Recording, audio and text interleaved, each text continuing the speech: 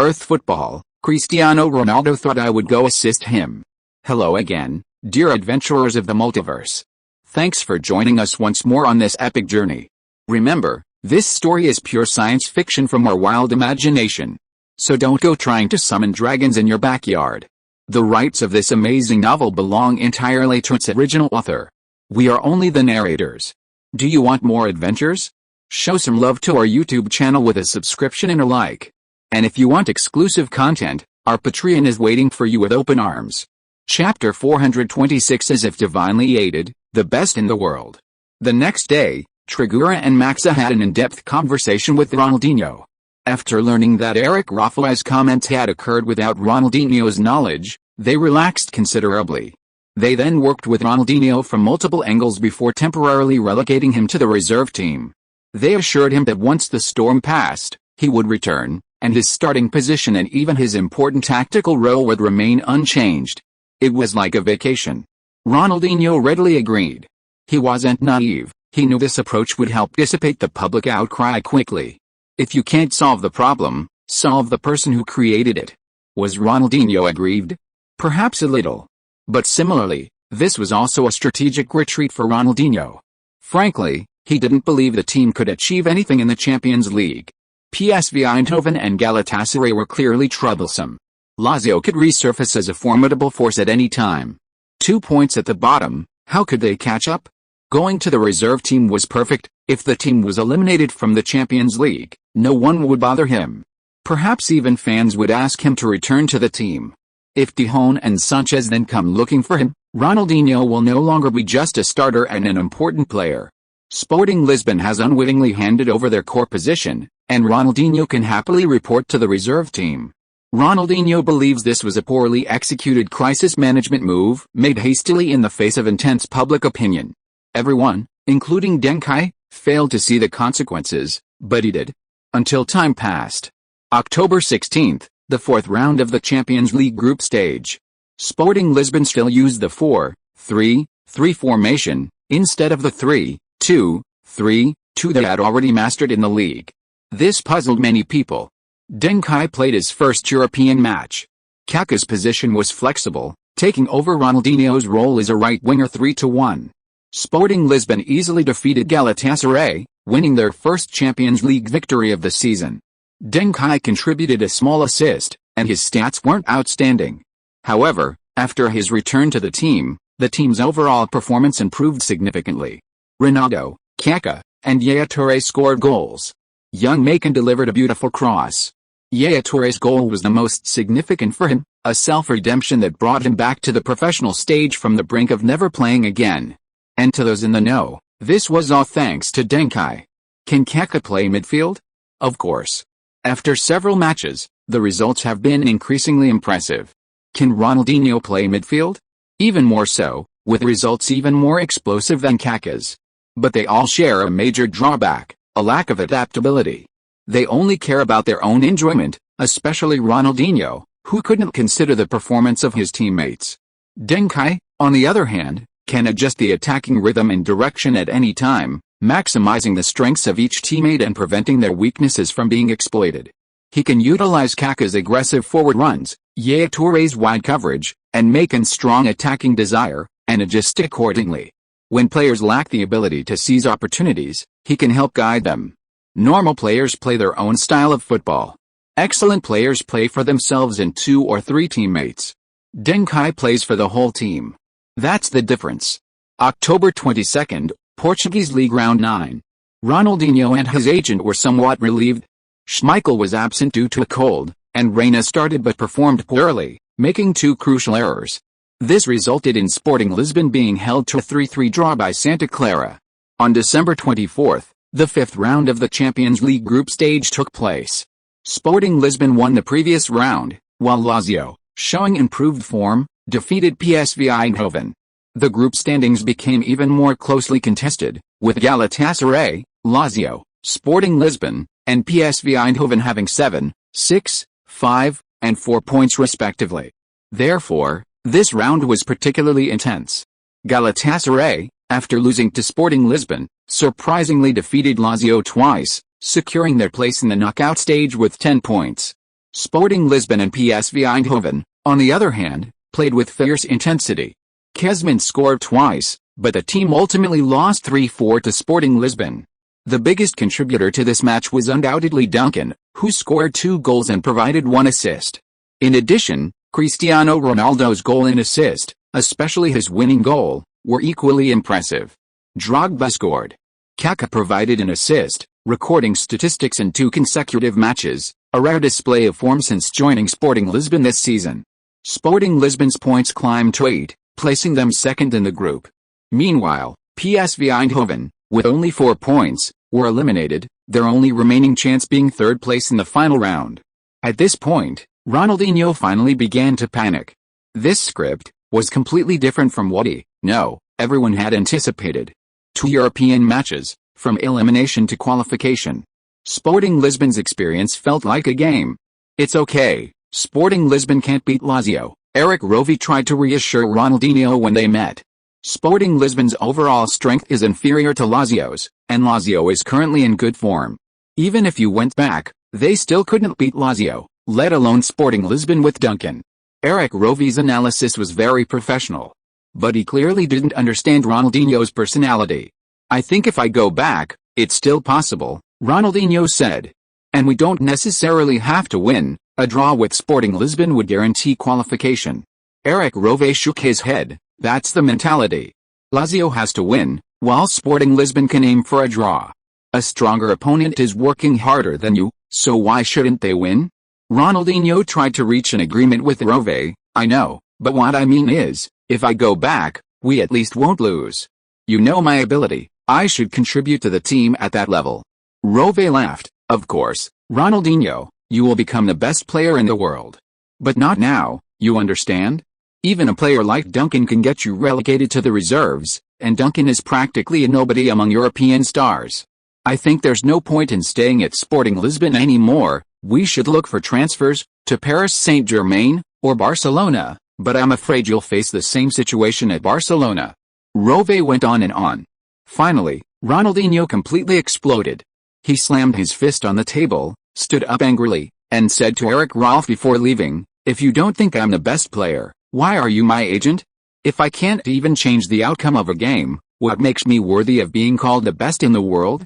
Chapter 427 It doesn't matter, Maxo will make a move. You didn't acknowledge me. My value isn't reflected in transfers, but in matches, and right now I haven't fully demonstrated my value. That's why I was relegated to the reserves, not because of Deng Kai or anything. I played 3 Champions League matches without Deng Kai, I was the core player in all 3 games, everyone cooperated with me, but we just couldn't win. That's the problem, do you understand? Eric Rolf paused for a moment, then yelled back at Ronaldinho, fuck the world's best. Do you really think that? How naive are you? Your value is reflected in transfers. The higher the transfer fee, the higher your status, the more money you get, and the better off your family will be. Sporting Lisbon is an exception, no one would put their record transfer in the reserves. Even Lazio isn't that extravagant. Mendigo is still playing because his transfer fee was a whopping 48 million euros. Don't argue with lunatics, and don't become one. You can't think you're the world's best just because your name has Ronaldo in it. There's only one Ronaldo, and only one Zidane. Ronaldinho was struck dumb. So that's what Eric Rolf, who always praised him as the best, really thought. He didn't truly appreciate his football talent, he only cared about his financial value. Ronaldinho trusted Eric Rolf implicitly, even considering him family, and he couldn't accept this blow. But inexplicably, he remembered what Deng Kai had told him 2 weeks ago, but there's only one Ronaldinho. I'll prove it. After saying this, Ronaldinho felt instantly relieved. He slammed the door and left, knowing who he should go to. Essentially, Ronaldinho, like Cristiano Ronaldo, is a player with unwavering conviction. That's why our Ronaldo constantly changes himself, learning excellent techniques and playing styles. And that's why Ronaldinho so stubbornly sticks to his own style. They both firmly believe they can be the best. And those who believe in them in return win their friendship and become their confidants. Most men understand this. Because they can accept friends pointing out their flaws, but they can't accept anyone saying they're not handsome. If you say that, the friendship is basically over. It's so childish, that's why they say men are boys until they die. However, Faced with Ronaldinho's desire to return to the first team to help them overcome their difficulties, Trigueros, while excited, also revealed his plans. "We've been looking forward to this day for a long time, but you have a heavier responsibility in the next European match than playing football. Starting from the next match, our formation will change from 4-3-3 to 3-2-3-2, which is more conducive to your performance. I need you to sit in the best viewed stands, observe the whole team, observe Deng Kai, and find the most suitable way to play for yourself. Don't resist this change. It won't make you lose anything. It will only give you another way of playing and a new philosophy. This will become your most valuable asset in the future." Ronaldinho understood. He needed to wait a little longer, but I'm worried.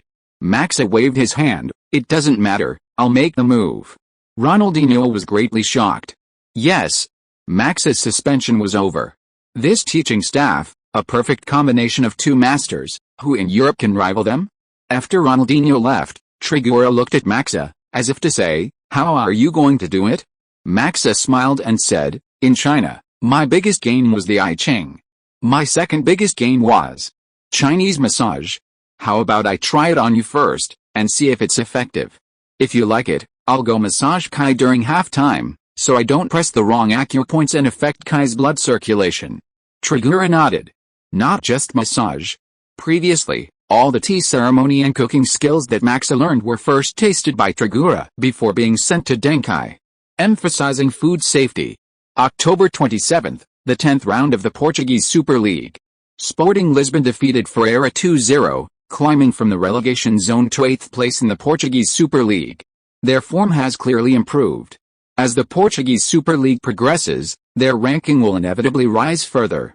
After this match, the media finally interviewed Sporting Lisbon. They were even grateful for this.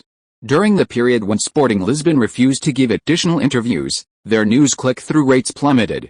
Even if they wanted to fabricate news, they couldn't produce anything substantial because there was so little useful information. Reporter: "Will Ronaldinho start in the next European match?" Trigueros: "Ronaldinho is an excellent player, and we look forward to his return to the team as soon as possible, but not for the next match." Reporter: "Are you resting Ronaldinho because what his agent said before was true?" Trigueros: "It's not resting him. You've all seen how Ronaldinho plays. He's been fouled a lot. The team doctor told me he might need some rest. From a health perspective, we discussed this with Ronaldinho and decided on this approach." Reporter: "But Eric Rafael didn't say that. He said it's a manifestation of Duncan's dominance within the team." Trigueros: "There's no dominance within Sporting Lisbon. Ask any player, and you'll get the same answer. Even Ronaldinho would tell you that. This isn't the result of our communication, it's the fact itself." Reporter: "Regarding the crucial Champions League match against Lazio, do you have any special preparations? The winner of this match will directly advance to the Champions League round of 16. Lazio is currently in good form, are you worried?" Trigueros: "There's nothing to hide. We'll use a new formation for the next game, the same one we use in the league. We have nothing to worry about because we've been in very good form recently." Reporter: "Can you reveal the starting lineup?" Trigueros: "Cristiano Ronaldo, Drogba, Kaká, Deng Kai, Matos, Guardiola, Yaya Touré, Font, Vidic, Barzagli, Schmeichel." Trigueros gave them the starting lineup directly, which was surprisingly straightforward. Reporter: "Why the last-minute change of formation? Was it because you lacked confidence in the previous 4-3-3? Trigueros: "We've already tried 3-2-3-2 in the league. The reason we didn't use that formation in the first two Champions League matches was simply to let the players know that we can win with this formation. We hope to build the players' confidence this way, so I believe our players are in high spirits right now." Reporter: "Forcing Ronaldinho out of the lineup just to convince him isn't a good choice for the team, it's dangerous." Trigueros: "You're overthinking it."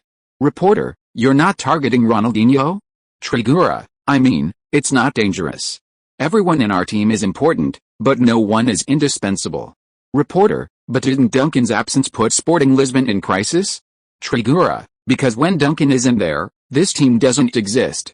I'm not saying Sporting Lisbon as a club doesn't exist. But this five-time champion team right now, PS, 2 chapters already, I'll try for 5 today. Chapter 428 shows backward free kick and Salahomedzic's angel wings." Reporter: So you've proven that Sporting Lisbon can win, even more, without Ronaldinho. Will you consider trading Ronaldinho in the winter transfer window? We've photographed his agent meeting with the sporting director of Paris Saint-Germain. Trigura, Ronaldinho is part of our team's plans. We won't trade him in the winter transfer window, he'll be back on the pitch soon. Reporter, voting for this year's Ballon d'Or has begun, and we're surprised to find 2 Sporting Lisbon players on the shortlist.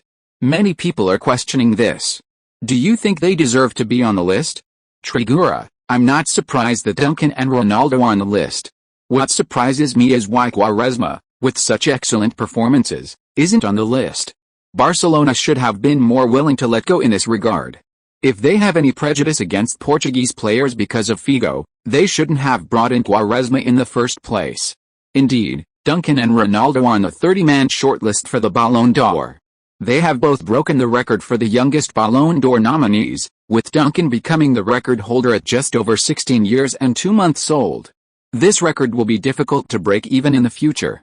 The rarity of a 5-time champion at this stage makes this honor incredibly prestigious. In the past century, only one player achieved this feat. But in the next 20 years, there will be 5 or 6. Therefore, the sooner this achievement is attained, the more impressive it becomes. And Quaresma, as Trigura stated, Indy didn't benefit from Barcelona's resources in this regard. Or perhaps Barcelona overexerted itself by pursuing awards for Rivaldo, and Quaresma missed his chance. You have defeated the mighty Bayern Munich and obtained the star drops Scholl's backhand free kick and Salahamidzic's angel wings. Scholl's backhand free kick. Bayern has had many excellent free kick takers in its history, but the Hitzfeldero is undoubtedly the most brilliant. Matos, Effenberg, Barnes, Tarnit, and Scholl.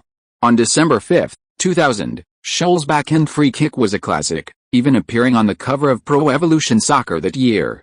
When you take a free kick, your accuracy is improved, your chance of slipping is improved, and your accuracy after slipping is improved.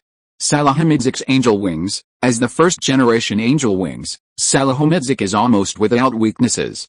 Your crosses from the wing will become more incisive. Your speed is significantly improved when you hold the ball on the wing for more than 20 seconds. After obtaining these 2 star drops, Deng Kai began a new round of training on his free kicks. This backhand free kick was quite interesting. The increased chance of slipping means that once you slip, it's basically over for a goal. However, the increased accuracy after a slip gives this action a very small chance of success. It's similar to the Beckenbauer-style pass and shot where the ball drops significantly when it's over the crossbar. Because the ball being over the crossbar means you're further from a goal, but that significant drop is amazing. Including the electrocution bicycle kick, these skills, while having a debuff, also give you a chance to turn the tide. They're not absolutely great skills, but they were very risky. You could lose everything, or you could make a fortune. Deng Kai's free kick training also attracted the attention of his teammates. Kaká, Ronaldo, Ibrahimovic, Macon, Evra, Matos, Pepe, Yaya Touré, and Ronaldinho, who is already training with the first team, all joined the training and had a match. Surprisingly, these players who were willing to participate in the free kick match all had pretty good technique. This included versatile players like Evra, who was just there to fill a spot, as well as typical defensive specialists like Pepe, and even the seemingly burly but actually quite skillful Yaya Touré. However, the free kick final was between Deng Kai, Kaká, and Ronaldinho. Matos was also in the running, but he withdrew. Later in the competition, Matos realized the contest seemed to be tied to who got to take the free kicks. Although no one said the winner would take all the free kicks from then on, Matos didn't want to take the risk. What if he won? Would Deng Kai demote him to the reserves? That guy was incredibly powerful now, it was best to avoid him. Ultimately, Deng Kai and Kaká were evenly matched, while Ronaldinho emerged victorious. But Ronaldinho, back in first-team training, said that although he scored more free kicks, Deng Kai's spirit of trying to find tricky angles was more admirable. Deng Kai's free kicks were actually of higher quality. And what about Deng Kai's multiple backward falls while taking free kicks? Were they real falls? No. Kai is not Gerrard. Aside from stepovers, Kai never slips. Kai is simply studying how to score goals even when he slips and falls. This is a profound skill. This is the true spirit of a master. That afternoon, Sporting Lisbon officially announced Ronaldinho's return to the first team from the reserves, possibly returning to the pitch as early as the league matches after the Champions League group stage. It seems Ronaldinho knows how to become the world's best at Sporting Lisbon. Font, that's right, it's about flattery. Ronaldinho? Ronaldinho, I mean learning from better people, or learning from people who are better than you in certain aspects, like Deng Kai's dedication. Font, then you still haven't grasped the essence. Alice, my path is so lonely, only with the company of the saintly saw, the long night is hard to understand. On October 30th, the final round of the Champions League group stage kicked off. Sporting Lisbon, as the sole representative of the Portuguese league, was about to engage in a final showdown with Lazio in the group of death. Porto, currently leading the Portuguese league, failed to reach the Champions League round of 16 under Marino's leadership, but they still have a chance to qualify for the UEFA Cup. Before the match, the media noticed that Trigueiro was walking with a slight limp, and they were curious about it. Facing the reporters' gossipy attitude, Trigueiro said, "I can only say that if you want a massage, you must find a professional. Especially with Chinese massage, the difference between a skilled and unskilled masser is huge. An unskilled masser could very well cripple you." Trigueiro then left.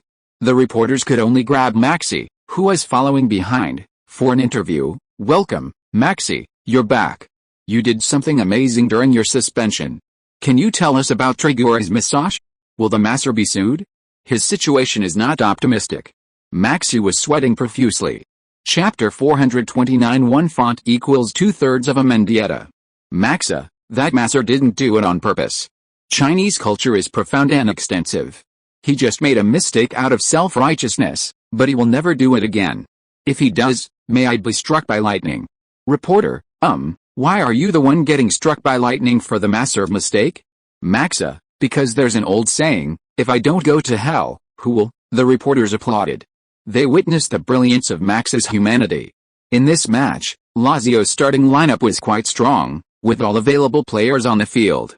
The two strikers were Crespo, known as the Iron Fist of the 10 Killers and 10 Weapons of World Football, and Inzaghi's younger brother, Simone Inzaghi, who transferred to AC Milan. The midfield four, from left to right, were Dejan Stankovic, Diego Simeone, Mendieta, and Poborski. Among them, Simeone was the later Atletico Madrid manager. The defense four, from left to right, were Giuseppe Favalli, Stam, Nesta, and Giuseppe Pencaro. The partnership of Stam and Nesta is considered by many to be the most perfect center-back combination in the world. Their goalkeeper is Peruzzi, arguably Italy's most technically sound goalkeeper. Their bench also boasts stars like Salas, Mihajlovic, and Dino Baggio. Meanwhile, Sporting Lisbon kept their word, fielding the formation Trigueiro had previously announced through the media. This was somewhat unexpected. Wait, there's one difference? The left center-back isn't Pepe, but Font. Pepe's suspension doesn't expire until after this match 3-2 versus 4-2. At the Stadio Olimpico in Rome, 90% of the fans were wearing blue jerseys. This is the shared home stadium of Lazio and Roma, with a maximum capacity of 82,000. And today, the stadium was completely full. For many Lazio fans, a loss in this match would mean the end of their football watching plans for the season.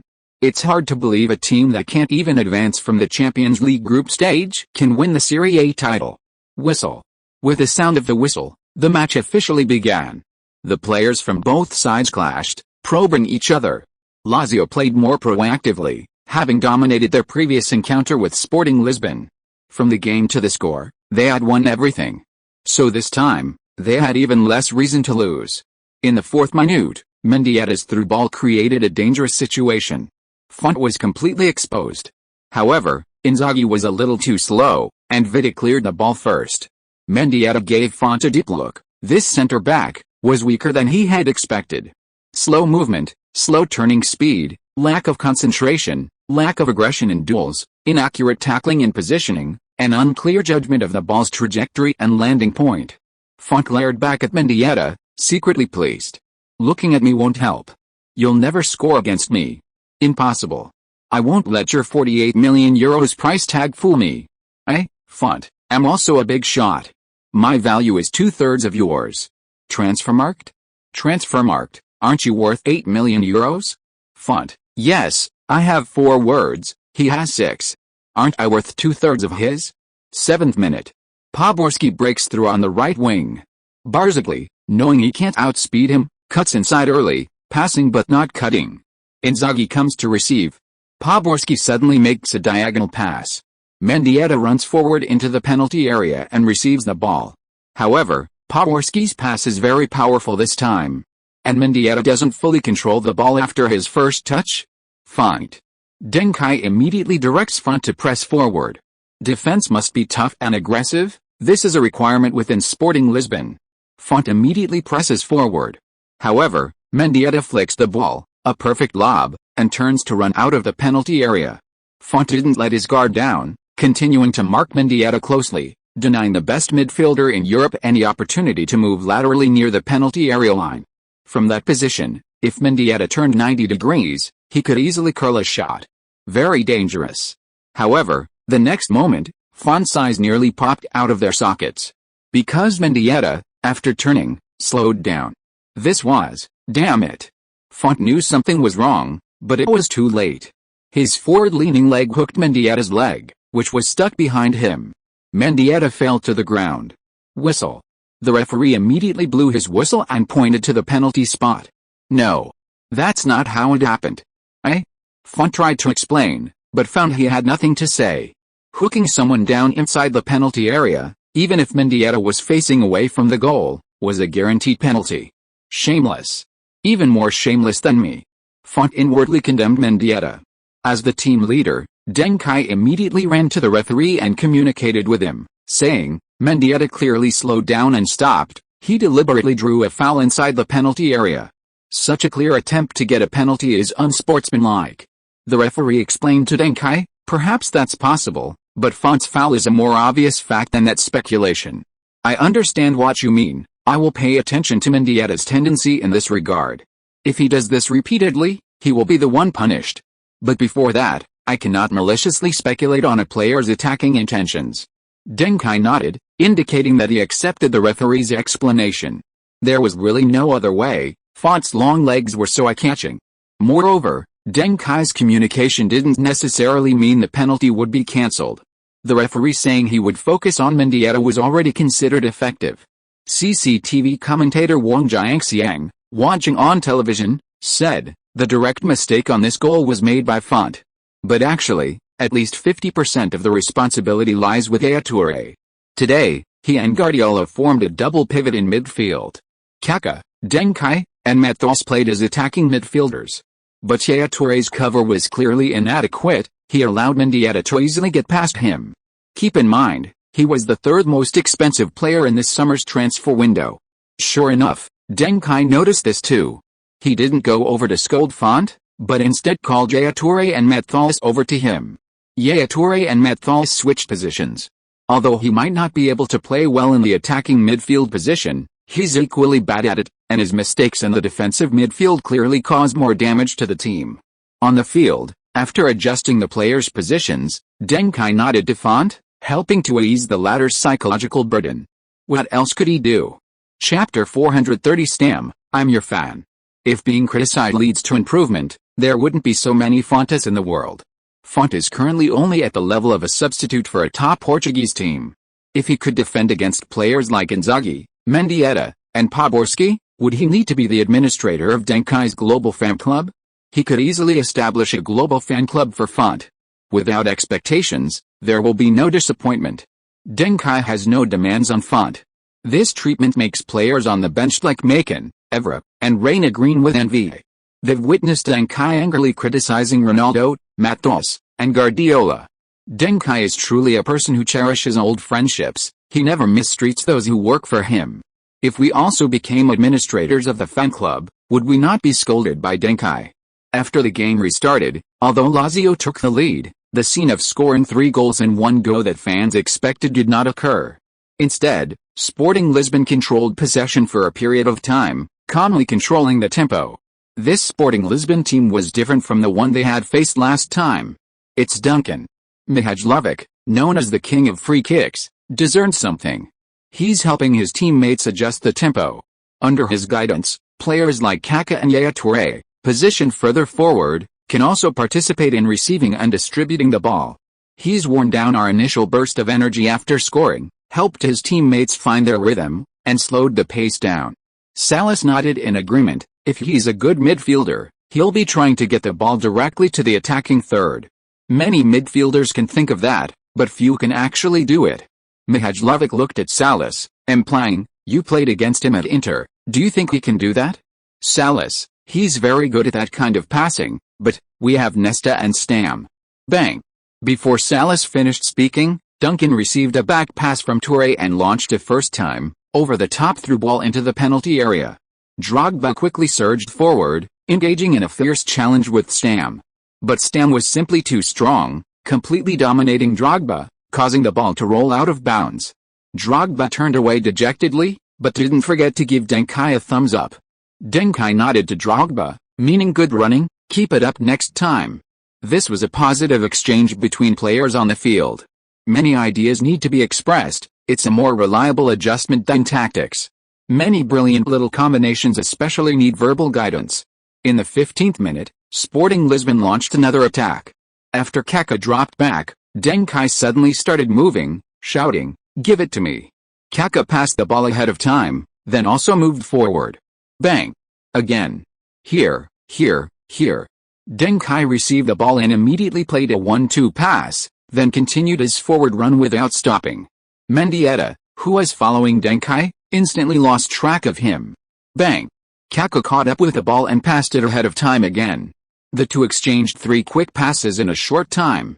Simeone lunged at Deng Kai from the side. Stam reacted instantly, rushing out as well. Bang! Almost as soon as Stam started his run, Deng Kai immediately chipped the ball over the top, completing another through ball. Because Stam is tall and has a wide defensive range, Deng Kai wasn't confident he could pass the ball if he got too close. After all, he's one of the world's top center-backs. Similarly, Deng Kai was confident in Ronaldo's speed. His delayed pass gave Ronaldo a better chance to create an absolute opportunity. But now, it should be possible, right? Bang! The ball flew out of bounds, a throw-in. Nesta cleared the ball with a sliding tackle before Ronaldo could react. Simone, don't give Deng Kai too much space. When he goes for help, you need to assist Mendieta. After clearing the ball, Nesta directed a defense, completely ignoring Ronaldo's furious glare. Ronaldo was furious. Just a little bit more. Once he got into position, he could have found a way to shoot. From this distance, he had a very good chance of scoring. Similarly, Deng Kai was also talking to his teammates. Ronaldo, it's only the 15th minute, but your acceleration makes me think the game has already gone on for 85 minutes. Use your full strength, okay? This is Nesta, one of Italy's best center-backs. He even made the fans forget about Bercy. Are you sure you want to start in first gear? Promise me, next time you have a chance, floor the gas, okay? Kaká, well done, your pass was very comfortable. But if you could have continued to push forward, after Nesta was taken away by Ronaldo, the left side of the penalty area was open. Even if Pencaro came over, he would be outside you, on the left. And on the right, it's all space for you to handle the ball. Kaká nodded repeatedly, I understand what you mean, I will try to attack that area. Ronaldo was speechless. This attitude difference is too obvious, isn't it? Is this the difference between new love and old love? Deng Kai, no. This is just the difference between the client and the contractor. Just as speechless as Ronaldo was Stam, who was staring at Deng Kai but was ignored. Stam found that this kid's passing was really cunning, which made the defender quite annoyed. Stam, I'm your fan. Remember that Champions League match? Could I get your autographed football after the game? Deng Kai approached Stam, like a devoted fan meeting his idol. Stam was undeniably a little smug. After all, Deng Kai was a Ballon d'Or nominee this year, a 6-time MVP, and his fan was incredibly prestigious. Stam. Come back now. Nesta's voice shattered Stam's reverie. He broke out in a cold sweat. Damn. The throw-in was imminent. This kid was too sneaky. Stam quickly ran back. He would never forget the regretful look on Deng Kai's face as he ran back to his defensive position. It was as if Deng Kai had never received his autograph.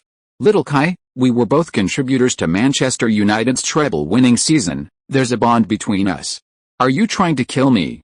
What's the difference between this and those students buying autographed footballs online at rock-bottom prices? Listed for €200, asking if they'd sell for €5? Do you even need to ask? Don't even mention you're a student, even an animal wouldn't pay that price. What? Guardiola's? Oh, then we can talk. Stam swore he would never sign a football for Deng Kai again.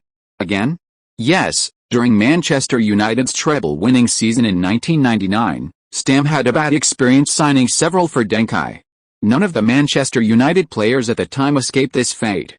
In the 23rd minute, Sporting Lisbon launched another attack. After conceding a goal, they had absolute control of the game. This was related to Deng Kai's tactical adjustments. It was also related to the prevalence of the 1-0 mentality in Serie A. A goal is sometimes a victory for an Serie A team because their defense is so good, it's hard to concede. Kaká tried to break through on the left wing but didn't find a good opportunity. Ronaldo went to support Kaká. After passing to Ronaldo, Kaká made a direct run without the ball. Pencaro was shaken off by Kaká, but the experienced player directly blocked Ronaldo's passing lane to Kaká. Ronaldo could only pass laterally to Duncan in the central attacking midfield position. However, Kaká's movement was very agile. He seemed to have never expected Ronaldo to pass the ball out. Given Ronaldo's passing ability, anyone who's seen the stats knows. Ronaldo has scored over 10 goals this season, nearly averaging 1 per game, but his assists, well, you know. Duncan? So Kaká opted for a very aggressive off-the-ball run into the penalty area. This effectively cut off any possibility of Ronaldo passing to him. But, this essentially gave Duncan another passing option inside the box. Duncan's passing ability, well, you know. Lazio's defenders were thrown into disarray. Nesta was forced to rush out to the right to contain Kaká. Bang! Duncan passed the ball. But it had nothing to do with Kaká. The ball still found Drogba. Attack. Mark Stam and attack. Chapter 431 The world's strongest system player versus all-system player. It's Drogba again. Duncan is targeting Drogba again. It seems he has a lot of confidence in him. You know, last time Drogba was completely shut down by Stam. Drogba has a chance. What happened? Stam didn't keep up with Drogba. However, Duncan's pass was too deep. Drogba couldn't shoot directly. If it were shallow, Drogba wouldn't have had time to shake off Stam. Turning speed. Lazio coach Roberto Mancini frowned. Stam almost only has this one weakness, yet Duncan has exploited it. Don't think that slow turning speed is an easy weakness to exploit. Stam can completely compensate for this disadvantage with his physique. A little physical contact with the opposing forwards is enough to suppress their speed. And there's Nesta covering behind him. However, Duncan has targeted Stam twice in a row, each time more incisive than the last. And that Drogba, with his beast-like physical strength, is surprisingly fast. He's practically a tank that can run on the track. Where did Sporting Lisbon find such a player? Bang! Drogba leaped high and headed the ball back. This backheel was powerful and fast. Stam had a chance to block, but he didn't expect Drogba to handle it this way, thinking it was a football, and thus missed the opportunity to block. Sporting Lisbon's right attacking midfielder Yaya Touré has a keen sense of attack. As Deng Kai passed the ball, he also moved forward towards the space behind Drogba. Facing the oncoming ball, Yaya Touré raised his right foot and crossed it directly. If it weren't for his height and long legs, this kind of ball, which is close to the abdomen of an average person, would be very difficult to handle. Simeone slid past Yaya Touré on his left. Simeone also thought that Yaya Touré would handle the ball on the ground, but he didn't expect this guy to be so skillful with his feet, able to volley it directly. The ball passed Simeone and flew laterally towards the edge of the penalty area. Bang! Deng Kai stood ready, volleying a first-time shot. He even used the outside of his foot. A Beckenbauer-style pass and shot. Swish! The ball was not only fast, but also had a curve. Peruzzi made a high-quality save, but the ball was simply a miracle, sailing over his fingers and into the net. Goal, 1-1. A terrifying run and shot. Duncan's outside of the foot shot was absolutely amazing. This is the power of the king of the outside of the foot in the Portuguese league. Lazio absolutely cannot let Duncan's long-range shot go. The 3 attacking midfielders and 2 center forwards formation is too much of an attacking threat in the middle. With Duncan's delicate play, they always manage to get opportunities to shoot from the center. And whether it's Ronaldo, Duncan, or Drogba, they all have a beautiful long-range shot. It's said that new signing Kaká and even Yaya Touré's long-range shots are quite reliable. So Lazio absolutely cannot give Sporting Lisbon any more opportunities at the edge of the box. Even though they have what is arguably the world's strongest central defensive pairing, they still need to add more players there. Simeone is taking on too much defensive responsibility, so he can't always get to the position where he's most needed in time. Mendieta should find a way to help Simeone share the burden. The Lazio players have also noticed this problem, and Simeone is currently communicating with Mendieta. Seeing this, Deng Kai said to Kaká and Ronaldo during the goal celebration, "Mendigo is in a dilemma. Lazio has him completely contained. He's so restricted now that he almost doesn't know how to play. Attack behind him more, and push him harder." Kaká and Ronaldo didn't understand the first part, but they understood the second part, and nodded repeatedly. On the sidelines, Maxa asked, puzzled, "Mendieta has played several positions at Lazio, but why does he seem a bit lacking in all of them? It's a far cry from his performance at Valencia. At Valencia, he was playing at the best level in Europe, even the best in the world at right midfield. In attacking midfield, he was comparable to Varane, almost on par with Zidane. This is definitely not his true level. This mediocre performance, it's hard to believe." Trigura glanced at Maxa. "Looks like you've put in a lot of effort, reading those football tabloids. As a lifestyle blogger, you can ask such professional questions. Lazio did let Mendieta try almost every position, but that doesn't mean Mendieta got a lot. For Mendieta, position isn't important, what's important is freedom. Like Kai, he wants the entire midfield and attack.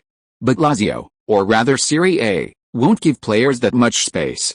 Their defense, positioning, and tactical requirements all significantly restrict a player's position.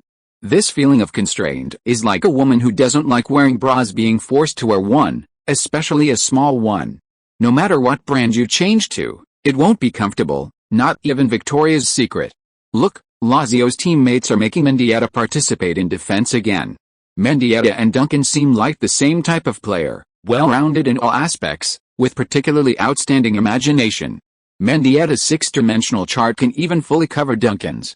But Duncan is a player who can be broken down. When you want to use his 80-point playmaking, he can perform at 80. When you want to use his 60-point defense, he can perform at 60.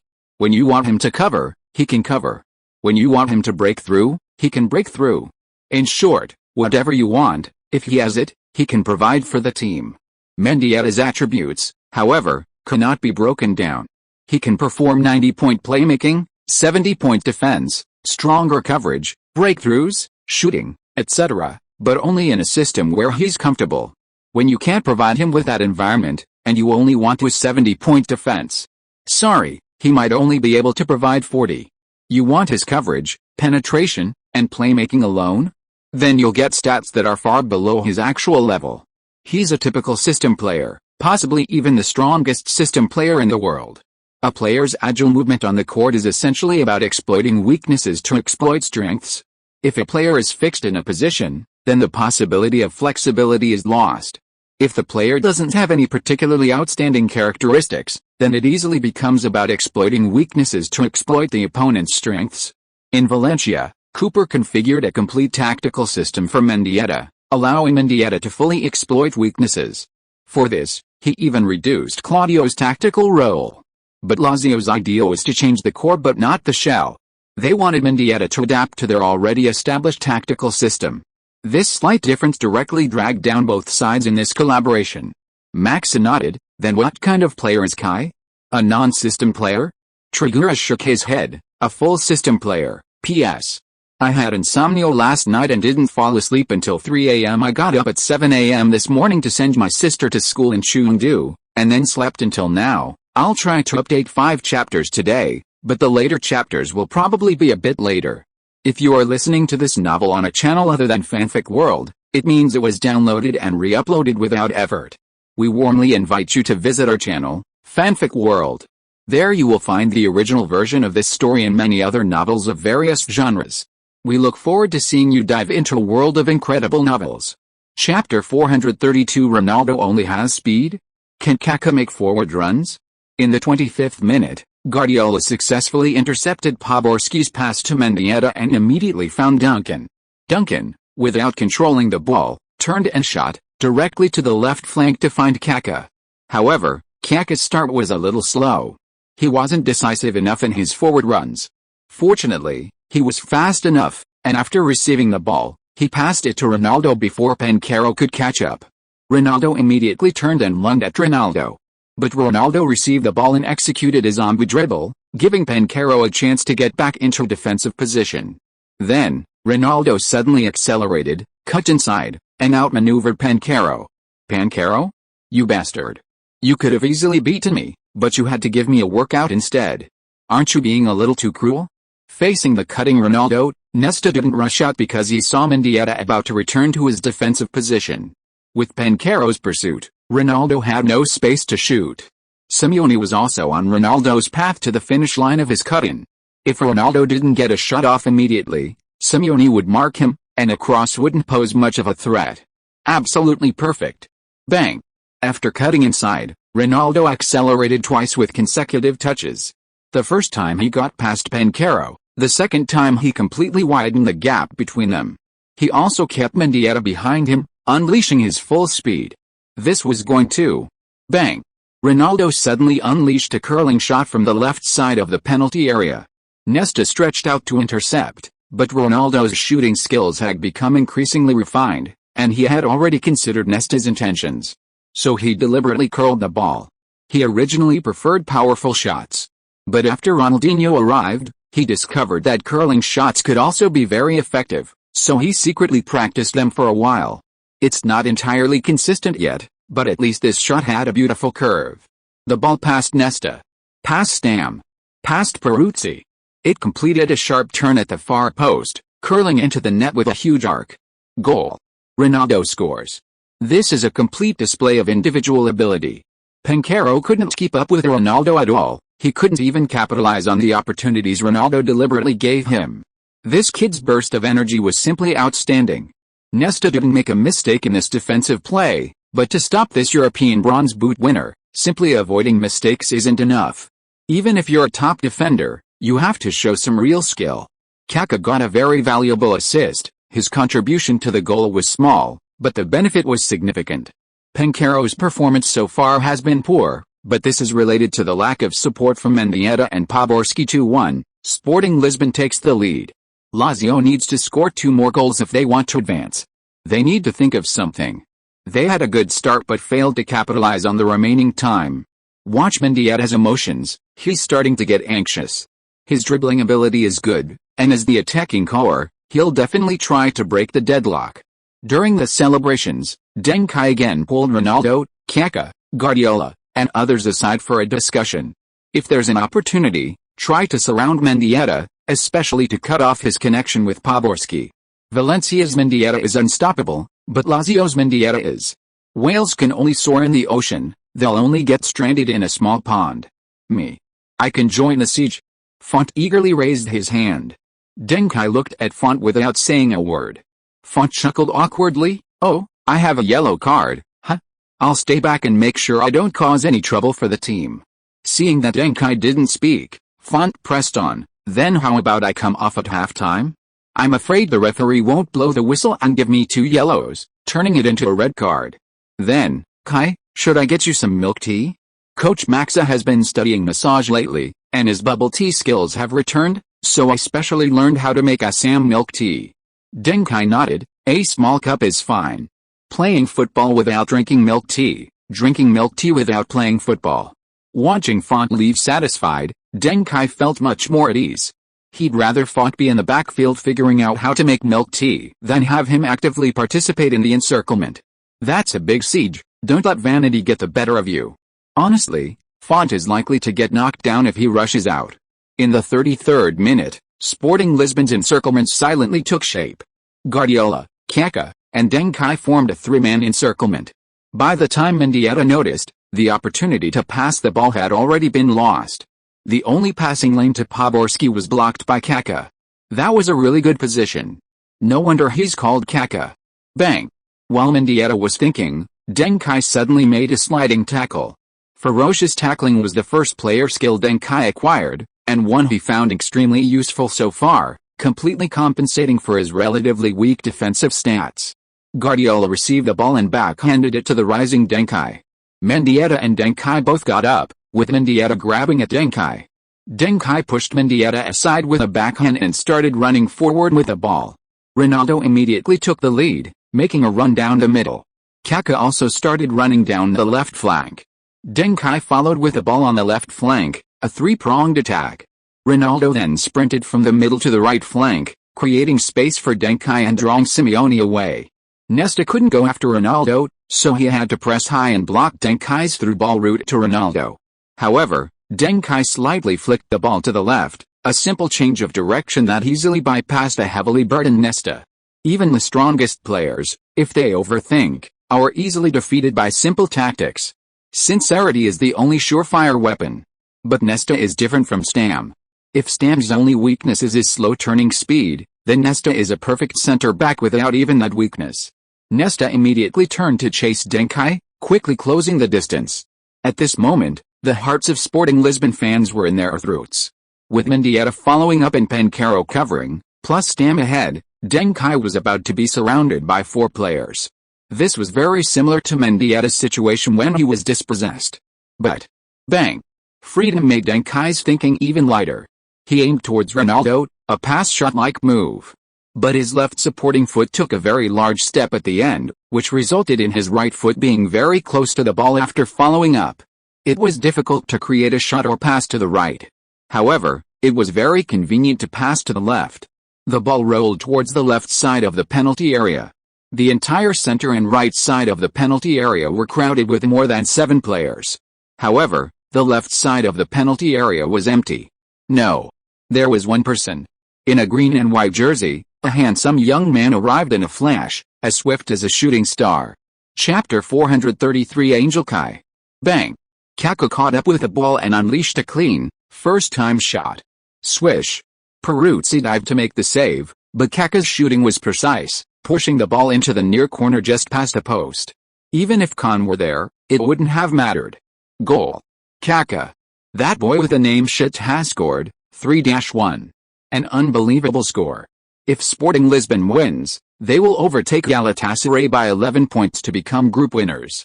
Lazio is on the verge of elimination. If they lose. Oh. PSV Eindhoven star striker Kezman has scored again. They're leading the complacent Galatasaray, and their real-time points surpass Lazio's. If Lazio really loses, their European competition season will be over. They won't even qualify for the UEFA Cup. Back to Kaká. This excited Brazilian boy is hugging Deng Kai. He seems to find it hard to believe it all. He's already completed a goal and an assist in this match. This is Kaká's best performance since the friendly against the Chinese team Dalian Scheid. Especially considering the opponent is the powerful Lazio. For a long time, Kaká's performance has been criticized. He may not have the obvious mistakes of Font or Yaya Touré, but he's almost invisible on the field. The interesting thing is that the last time Kaká performed well was when Ronaldinho wasn't there. It seems there's no chemistry between these two Brazilians. Kaká, on the other hand, seems to click with Duncan. On the pitch, Sporting Lisbon's players began celebrating again.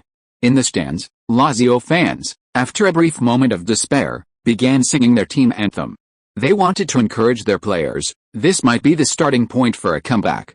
In the 39th minute, Poborski's cross from the wing created a corner. During the corner, Stam successfully headed the ball, but unfortunately, it went just wide. In the 44th minute, Lazio midfielder Stankovic unleashed a stunning long-range shot, of extremely high quality. However, Schmeichel's save was equally impressive, pushing the ball away. Inzaghi immediately started his run and attempted a follow-up shot. But under pressure from Vidic, this time the shot went wide. Inzaghi held his head in his hands, clearly frustrated by the missed opportunity. Finally, the first half ended. Both teams returned to the locker room. Lazio made a series of arrangements targeting Sporting Lisbon's biggest weakness, Font.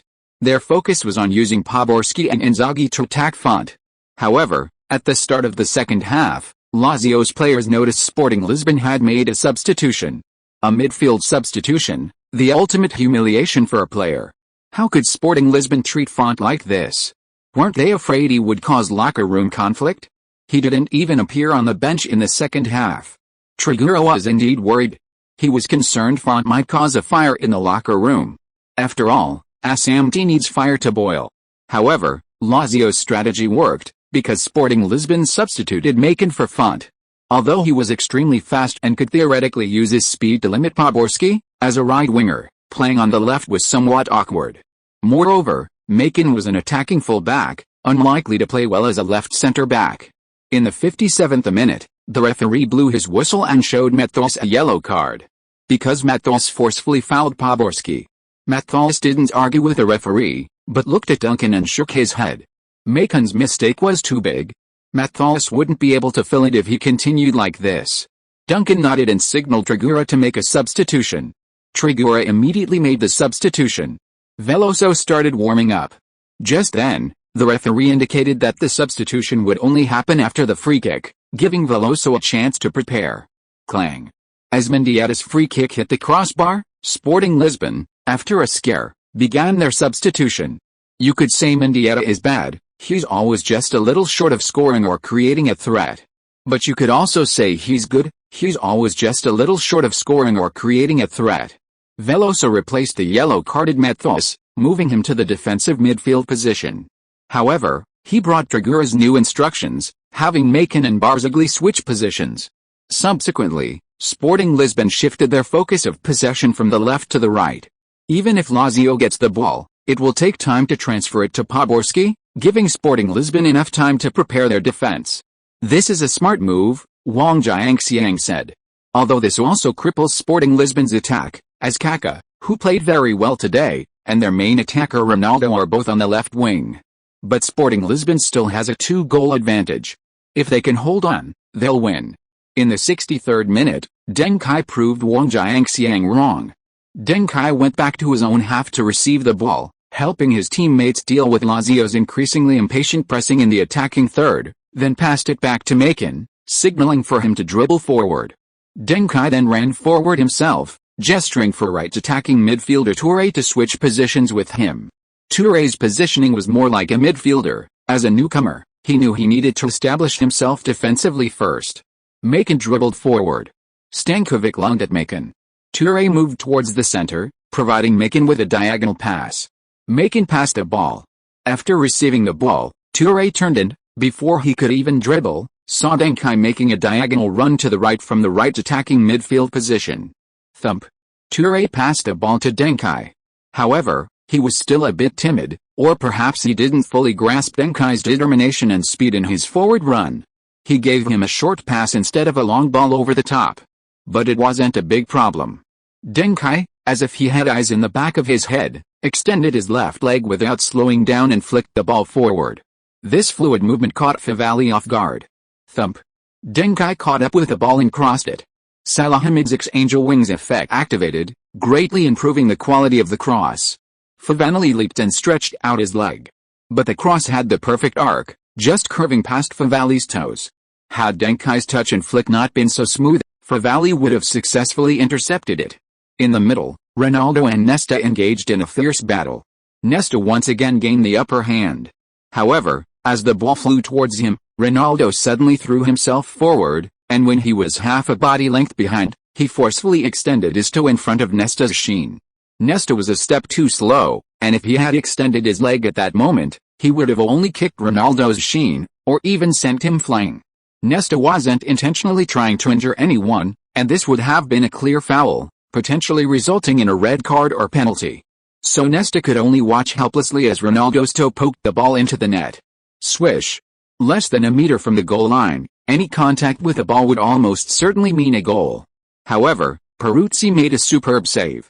He kicked the ball near the side netting with his toe, and then, in a fluid motion, he laid down and punched the ball away. Nesta immediately cleared the ball with a long kick. However, Ronaldo immediately raised his hand and rushed towards the referee. Drogba next to him also raised his hand.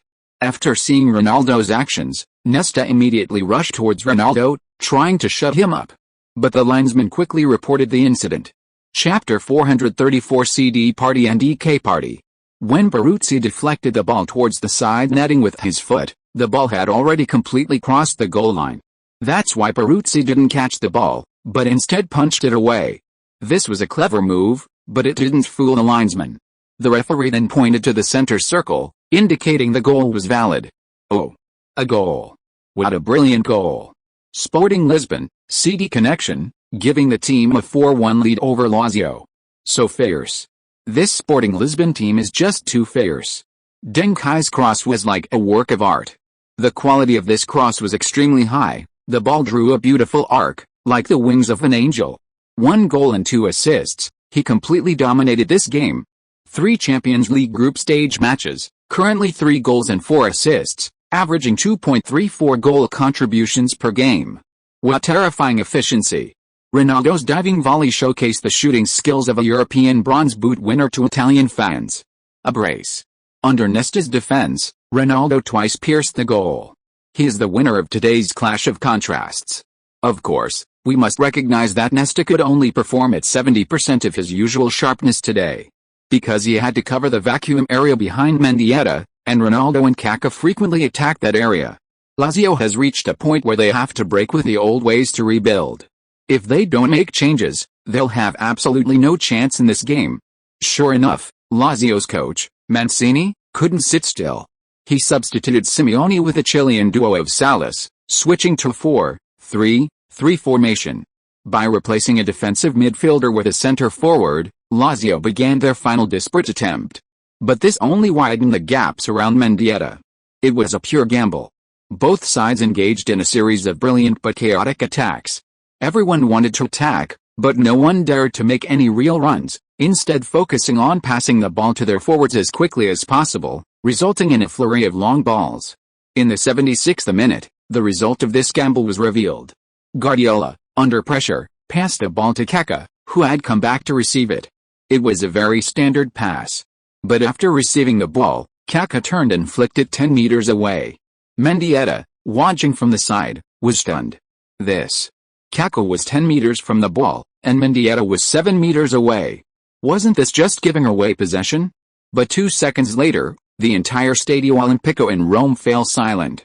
Kaká, like a shooting star, caught up with a desperately chasing Mendieta, tipping the ball away half a step ahead. In about 2 seconds, Kaká accelerated from 0 to 10 meters, his speed comparable to a professional sprinter. This is a midfielder? He's faster than Macon. Even Cristiano Ronaldo doesn't seem that fast. Bang! Kaká touched the ball again flicking it far away, then accelerated a second time, completely leaving Mendieta behind. Kaká. So fast. A long drive. No one can stop Kaká. Pencaro moves inside, but it's too late. He's been left behind. Stam comes out. Kaká flicks the ball, almost without changing direction, and directly cuts through Stam. Nesta is also there. Deng Kai is coming up, 2 against 1 in the attacking third. What will Kaká do? Pass. Kaká returns the favor, selflessly passing across the box. Shoot.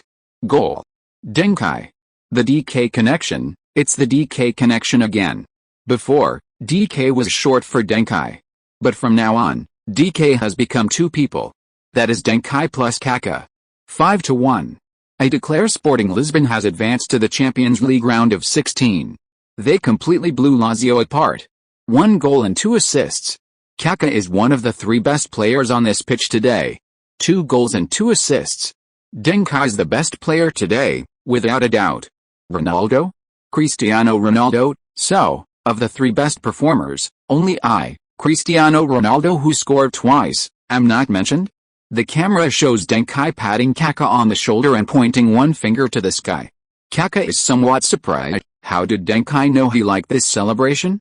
Kaká hasn't shown this gesture after scoring yet because he feels his form isn't quite there yet.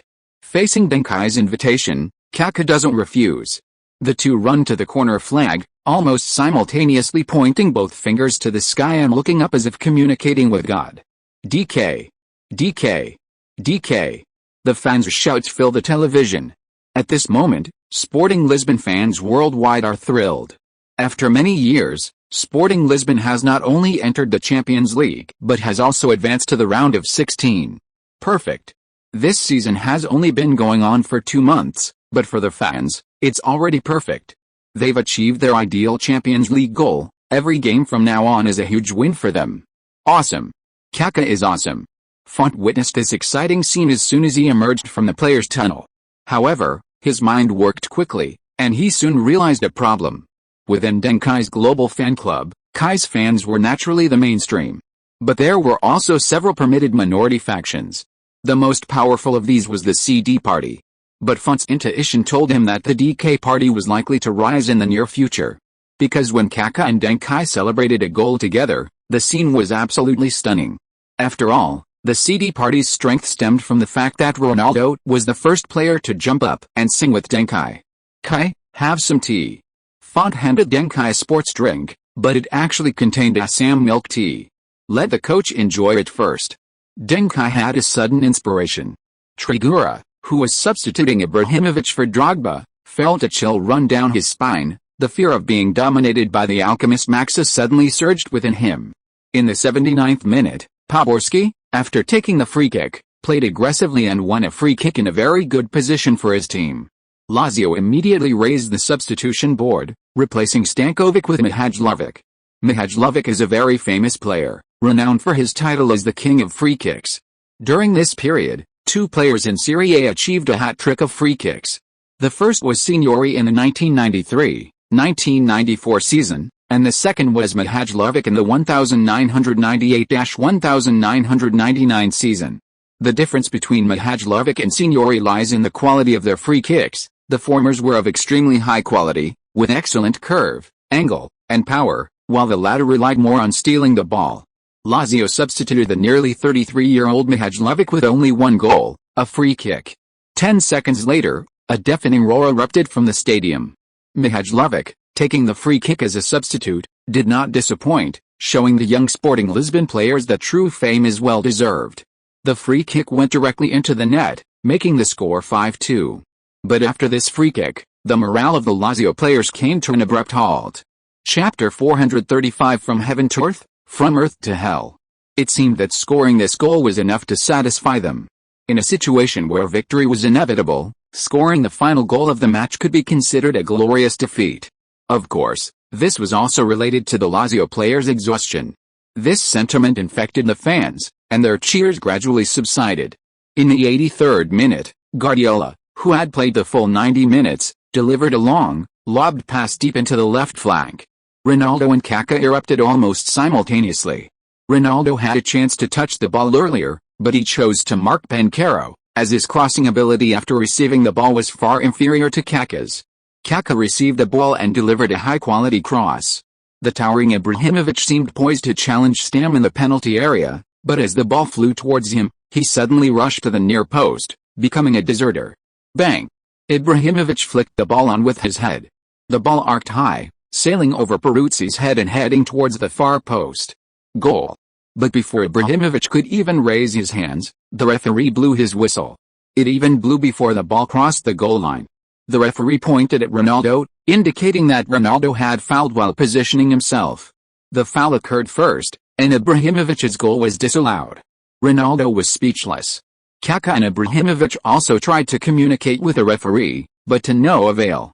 Wang Jiangxian commented, "It has to be said, the referee ruined Capello's chance. Have you noticed that Kaká is quite popular within the team? It's fine that Deng Kai is willing to celebrate with him, but it's remarkable that Ronaldo, who is known for being very individualistic, was willing to help him position himself. You know, besides Deng Kai, almost no one else can get Ronaldo to do all the hard work for them. It seems that whether it's the CD, Cardinal Guides, supporters or the DK, Decoy Guides, supporters, they might end up becoming CDK, Cardinal Guides and Decoy Guides. Some fans said they wouldn't accept it if it wasn't GKD, Cardinal Guides and Decoy Guides." In the 84th minute, Ibrahimovic, whose goal had been disallowed, was very active. He was determined to score today. This is Lazio, after all, a goal means a big win. After dropping back, Ibrahimovic passed the ball to Kaká on the left. Kaká and Ronaldo repeated the previous tactic on the left flank, exchanging short passes. Ultimately, Kaká was fouled before receiving a pass from Ronaldo while cutting inside. The Lazio player received a yellow card. However, without this foul, Kaká would have dribbled into the penalty area. The energetic Ibrahimovic wouldn't let that opportunity slip away again. This free kick is in a great position. If Messi or Ronaldinho were here, they could both create a threat. Messi's free kick ability is well known. and Ronaldinho is currently Sporting Lisbon's primary free kick taker in European competitions. Deng Kai volunteered to take this free kick. Kaká had no objections. He handed the ball to Deng Kai. After Kaká stepped back, Ronaldo asked him, "Why didn't you take it? Your free kicks are so good. Besides, you created this yourself, and there's no pressure in the score. If you just asked, Kai would let you have it."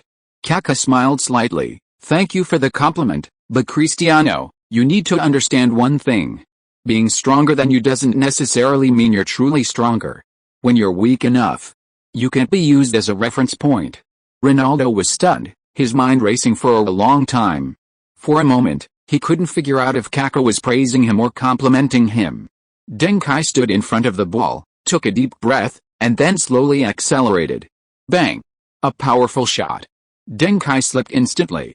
Sporting Lisbon's teammates were all stunned. Cristiano Ronaldo couldn't contain himself and smiled. It wasn't mockery, just pure joy. In the stands, Lazio fans were stunned. Then they immediately erupted in singing and dancing. Although their team's elimination was inevitable, the opponent's comical actions at the last moment indicated that this team had absolutely no future. Slipping on a free kick, what hope could they have for this player? Before, they were celebrating by pointing to the sky and taking photos at the corner flag. Karma. This is Gerard's resentment. Deng Kai is haunted by a vengeful spirit. Bayern's champagne curse has taken effect. Deng Kai actually made such a basic mistake. Many media professionals even had headlines ready. But all of this was still just a thought when the ball, about to soar into the sky, suddenly plummeted, nestling in the top corner of the goal. Peruzzi, watching the first half of the ball's trajectory, even slowed his pace. No need to dive. This ball was destined to soar. Swish. The ball went into the net. Peruzzi's brain and his eyes were completely opposite. He stood there, frozen. The ball goes in. This is... my God. Goes in? Deng Kai slipped and fell during his free kick, but the ball still went in. Did the fall affect his control of the ball? This is almost a perfect replica of Scholl's free kick against Arsenal last December. After the European Super Cup, Bayern players unanimously expressed their optimism and best wishes for Sporting Lisbon. Scholl once said, "Deng Kai is a magical player. He always manages to deliver in all sorts of amazing assists and score all sorts of outrageous goals. If one day Deng Kai scores the exact same brilliant goal as me, I won't be surprised. Because excellent people always make the same choices." Now it seems that even slipping and falling results in the same way for excellent people. Gerard? Gerard, so you're saying I'm not excellent, right? Hat-trick. After 5 European matches, following his hat-trick in the European Super Cup, Deng Kai has once again achieved a back-to-back hat-trick in the final round of the Champions League group stage. 3 goals and 2 assists. YYDS. He's running towards the corner flag, his finger is waving. All fans, listen up, let's follow Deng Kai. SYNOPSIS. There weren't many Sporting Lisbon fans at the Stadio Olimpico in Rome. But at this moment, their voices could be heard throughout the entire city. Meanwhile, the Lazio fans, in their despair, unconsciously began to applaud. Deng Kai. Deng Kai. Deng Kai. Deng Kai is the best midfielder in Europe. Mendieta is a flop. The biggest flop in history. Mendieta stole Deng Kai's glory. UEFA should take back Mendieta's trophy and give it to the MVP 6-time champion Deng Kai. Get out, Mendieta, get out. Shouts for Deng Kai came from the north stand. But this was the gathering place for Lazio's die-hard fans. These people weren't fans of Deng Kai. They were attacking their own players using the same methods they used to support Deng Kai. They thought some of the players played like garbage. On the pitch, Mendieta's face darkened. He was helpless about the result. But was it his fault? A stadium is over 7,000 square meters, but Italy only gave him 100 square meters to play. How could he possibly play? He was a broken angel. Many other Lazio players also focused their attention on Mendieta. Not to shift blame, but because Mendieta had disappointed them. They had thought that under Mendieta's leadership, they could reach the Champions League semifinals or even the title. But, after this match, Mendieta's status within the team would undergo a dramatic change. This would be a major turning point in his career, especially for someone who hadn't been famous for long. The transfer to Lazio had brought him down from heaven. And watching Deng Kai lead Sporting Lisbon to the Champions League round of 16 with a hat-trick had sent Mendieta plummeting from heaven to hell. P.S. I'm up late again, my eyelids are about to give out. I've been thinking about live streaming my writing for a while now, but live streaming or recording writing videos requires some equipment and a simple setup, which is too much of an investment, and there's no guarantee of any return. Chan is strongly against it. Of course, Teozi knows he just doesn't want to buy Teozi Makrivo KT68, humph. Chapter 436 Luo, Deng Kai will always admire your stubbornness. With the referee's third whistle, the match officially ended. 6-1. Sporting Lisbon, stepping over the corpse of Serie A powerhouse Lazio, topped their group with 11 points, advancing to the Champions League round of 16. Don't be fooled by the one-word difference, the former is far more ominous. Ibrahimovic ultimately failed to score, not even managing an assist. But this resounding victory is enough to boost the value of every Sporting Lisbon player. Headlines included, hat-trick of goals plus brace of assists. Sporting Lisbon's core player, Deng Kai, turns Lazio fans against him at home. Invincible. Deng Kai's return leads Sporting Lisbon to 3 consecutive Champions League wins. The Bianca Celeste falls. Lazio fans turn against them, the season almost prematurely over. A 6-2 victory, the Seven Sisters of Serie A are gone. Deng Kai ushered in a new era for European football. That's it? Serie A giants are nothing special. What's the difference between Lazio and Porto? Victory assured, showcasing the style of a master coach. Triga left the stadium 10 minutes before the end of the match. After the game, the media swarmed, but couldn't find him. They asked about it while Duncan accepted the Man of the Match award. Duncan said, Mr. Triga didn't mean any disrespect to Lazio, he must have had a reason. As far as I know, he has a very good impression of Lazio. Perhaps he just didn't want to see Lazio eliminated from the Champions League. Duncan's words excited the reporters. If this got out, wouldn't Lazio fans start speculating? Currently, the two most sought-after head coaches are Maxia and Triga. Lazio's players are good. If they could bring in a top coach, perhaps, they could salvage the situation. Lazio coach Mancini is under considerable pressure. He simply doesn't have the resources to compete with Triga if he wants to take over Lazio. After the interview, Deng Kai asked Maxa, where did Mr. Triga go? Maxa replied with lingering fear, in the bathroom. Deng Kai was taken aback, he hasn't come out yet? Maxa exclaimed, it's earth-shattering. Deng Kai frowned, Lazio drugged him? That shouldn't be the case. If they were going to drug someone, they should have drugged a player, right? Maxa said, it might not be Lazio. Deng Kai asked, one of their own? Maxa gestured towards Font, who was handing out Assam milk tea he had made to his teammates. Triga has only been consuming this one food recently. Deng Kai broke out in a cold sweat. Luckily, he adhered to the principle of not drinking and driving and hadn't drunk milk tea while playing. If he hadn't been able to hold back on the field, wouldn't he have become Ramos's example? This milk tea, how about something else? To protect Font's pride, Deng Kai didn't say it outright but subtly reminded his teammates. Cristiano Ronaldo sneered, you can drink it, but I can't? Are you trying to get special treatment? I'll drink it anyway. I'll drink it. I'll drink double. Ronaldo snatched the milk tea from Kaká's hand. Deng Kai smiled slightly, Ronaldo, I'll always admire your stubbornness. Later, when the team returned to their hotel by bus, Deng Kai said he had some things to take care of and would just take a taxi. The first part of The Lord of the Rings, starring Hathaway, is set to be released at the end of next month, and they're currently on a promotional tour in Europe, in Rome today. Kaká, looking curious, asked Deng Kai if he could go along. He wanted to see the big event. Ronaldo also wanted to go, but Deng Kai quickly refused. Ultimately, it was rumored that Sporting Lisbon's bus encountered a serious accident midway and had to make an emergency stop. The players, pinching their noses, fled the bus and took taxis back to the hotel. Ronaldo was the last to rush out, but strangely, he was wearing his number 7 jersey and shorts when he got on the bus, but when he got off, he was wearing Deng Kai's number 10 shorts. The only pity is that Lazio attracted too much attention this time. So the news of Ronaldo mysteriously changing his pants was suppressed, only circulating in Duncan's global fan support group. My biggest regret is signing my name on Manchester United's 1999 Champions League winning football. This is what Stam mentioned in a post-match interview, because the football is with Duncan now. He distracted me on the pitch with this kind of talk, he's too cunning. Lazio coach Mancini, Our players didn't perform to their expected level. This defeat is painful. But our season isn't over, we still have the Serie A title to fight for. Crespo, it's like we're under a curse. I find it hard to get support from my teammates, which is the most troublesome thing for me during the game.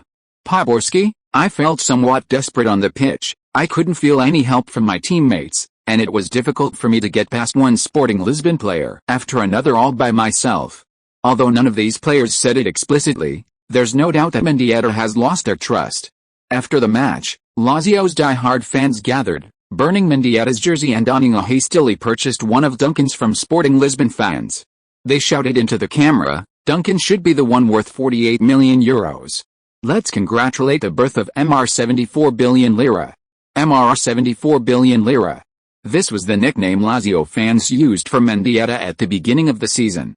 This nickname originated when Inter Milan acquired the world's best striker, Vieri, for $50 million, and Inter fans excitedly declared Vieri to be MR 90 billion lira. That number is undeniably impressive.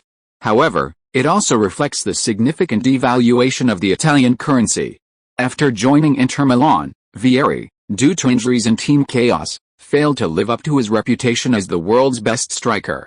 Similarly, Inter later brought in Ronaldo, the new world's best striker, but Ronaldo also failed to live up to expectations at Inter, suffering repeated serious injuries and playing fewer than 30 games in the last 3 years. Add to that Mendieta now, it seems like players referred to as Lila never end well. So, for a moment, people couldn't tell if Lazio fans were using Duncan to mock Mendieta, or using Mendieta to curse Duncan. Many star players were also following the match. Nedved, after parting ways with his former club, didn't kick them while they were down. I watched that game, it was crazy. Sporting Lisbon played a brilliant match. Duncan was like a god in that game. Every player has their signature performance, and that game might become his. Hopefully, Lazio can bounce back in the league. Chapter 437. Confucius is revered as Confucius, so should young Master Kai be addressed as. Reporter, if Sporting Lisbon faces Juventus next, will you avenge Lazio? Nedved, whether as a former Lazio player or a Juventus player, I will beat our next opponent. It would be even better to face Duncan, because we don't want to face Real Madrid or Bayern too early. Bayern midfielder Scholl, it's hard to believe that Duncan actually paid tribute to my free kick in an important match. I thought no one else could do that. I like this tribute. Duncan must be a fan of mine, and it makes me feel the responsibility of being a football idol. I know Duncan's habits, so if he wants my autographed football, I can send it to him. Duncan, who had just finished dinner with a Lord of the Rings cast and returned to the team, responded, "Thank you for Scholl's kindness, but I don't really need his autographed football right now. I have too many Guardiola's. These unpopular autographed footballs aren't worth much. If Scholl really wants to thank me, could you help me get some more from Kahn and Effenberg?" After we won the European Super Cup, considering they weren't looking too good, I didn't ask for more. But their autographed footballs are really in high demand, especially Kahn's. Sauer then blocked Deng Kai. The outside world was giving Sporting Lisbon's Champions League round of 16 performance extensive coverage. Portuguese media, of course, praised every player. Among them, headlines praising Kaká were numerous. Coupled with Kaká's excellent image and temperament, he successfully used this match to become another young star for Sporting Lisbon, beginning to gain recognition from fans and attracting attention from other teams. 1 shot, 2 assists. Brazilian star Kaká finally begins to shine. DK duo formed. Kaká reminds people of Viana last season. Maxa, Kaká's talent is unexpected. He and Viana are not entirely the same type of player. He can do things Viana couldn't. Maxa, in traditional Chinese culture, the greatest person is often called Z, and Deng Kai's performance in this match is just that. I would call him Kai Z. Deng Kai? Thus, many people in Lisbon, upon seeing Deng Kai, respectfully called him Kai Z, meaning Kai the Kid. This delighted Deng Kai. The day after the match, the Champions League round of 16 was finalized. UEFA conducted a second group stage draw. This year is the last year of the 2-round group stage format for the Champions League. Next year, the round of 16 will be a direct knockout tournament. However, this year, the round of 16 will still be played in groups of 4. Each group will consist of 4 teams, with the top 2 teams from each group advancing to the quarterfinals, where they will then play each other again. This means each team will play 6 matches, for more than a direct knockout tournament. While this will generate more ticket revenue, for teams with greater ambitions, it's a pure burden. Moreover, for fans, 2 rounds of group stage matches are too cumbersome. They already have enough to follow in the league, and too many Champions League matches will only exhaust them and strain their wallets. Perhaps the only advantage of this format is that it allows UEFA to generate over 30 more matches in sponsorship revenue and commission. With the release of the second round of group stage draws, European football is abuzz with excitement. Countless people mourn for Sporting Lisbon. France football. It's clear that Sporting Lisbon's questioning of the referee last year has punished them. Their draw this year has been really bad. Kicker: if Sporting Lisbon's first group stage match was a group of death with 1 super team and many strong teams, then this round they face a true doomsday situation with 3 super teams and 1 weak team. Sky Sports: for Arsenal fans, this is a different kind of derby. Because Duncan is the one who helped Manchester United win the treble.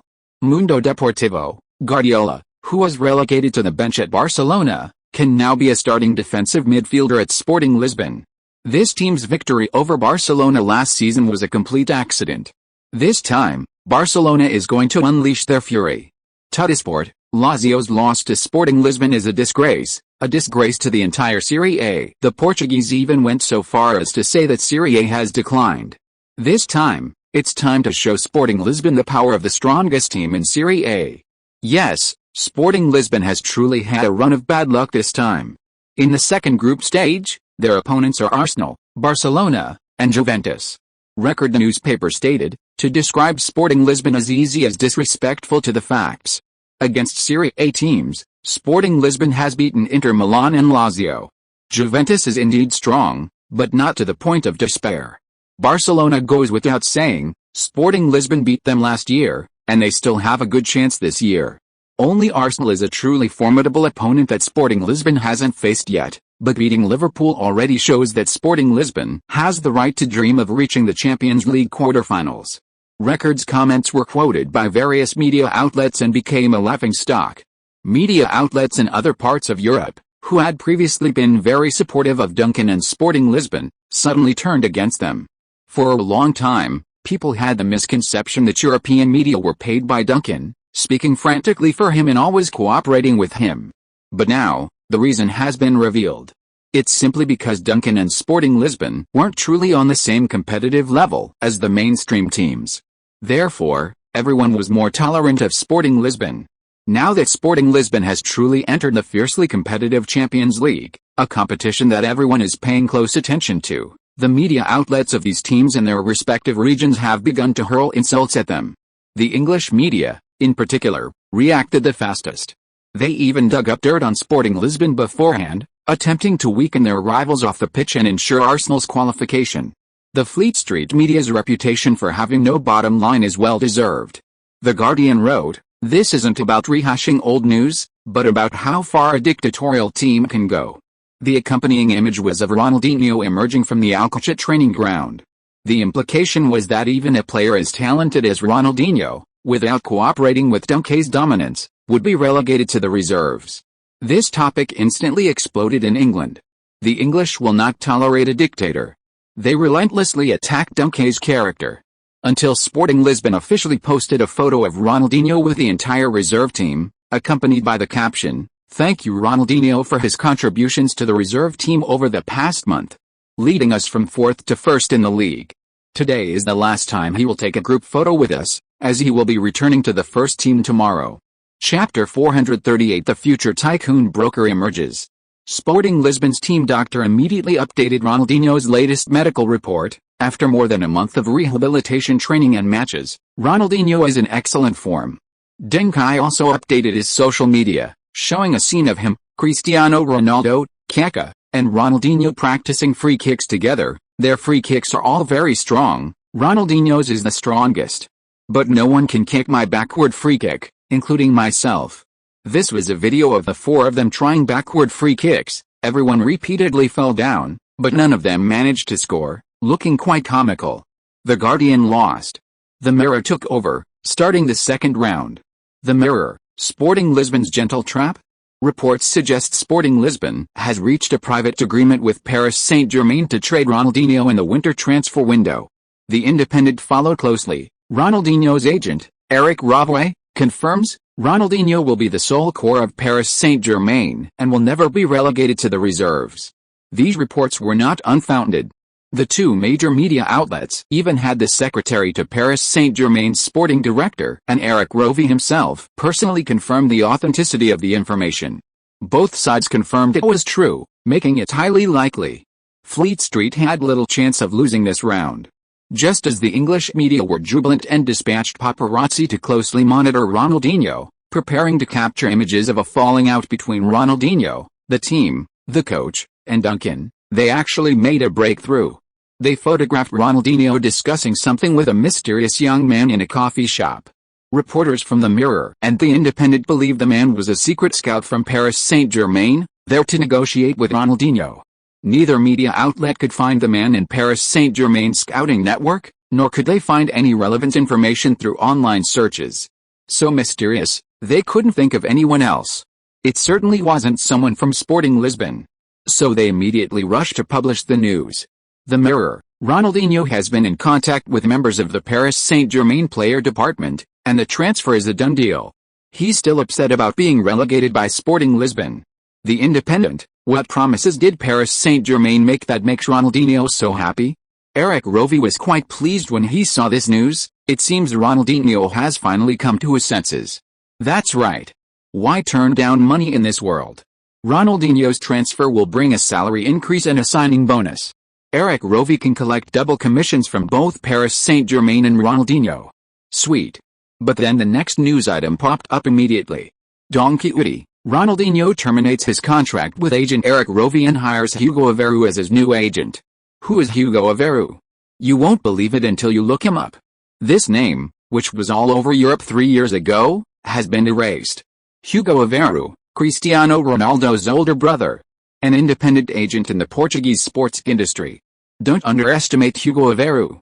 He currently has players signed including Barzagli, Drogba, Wu Zedong, Chen Tao, Yu Shihao, Xiao Jiaoui, Hao Jinmin, Font, Pepe, Ronaldinho, Cristiano Ronaldo, and Deng Kai.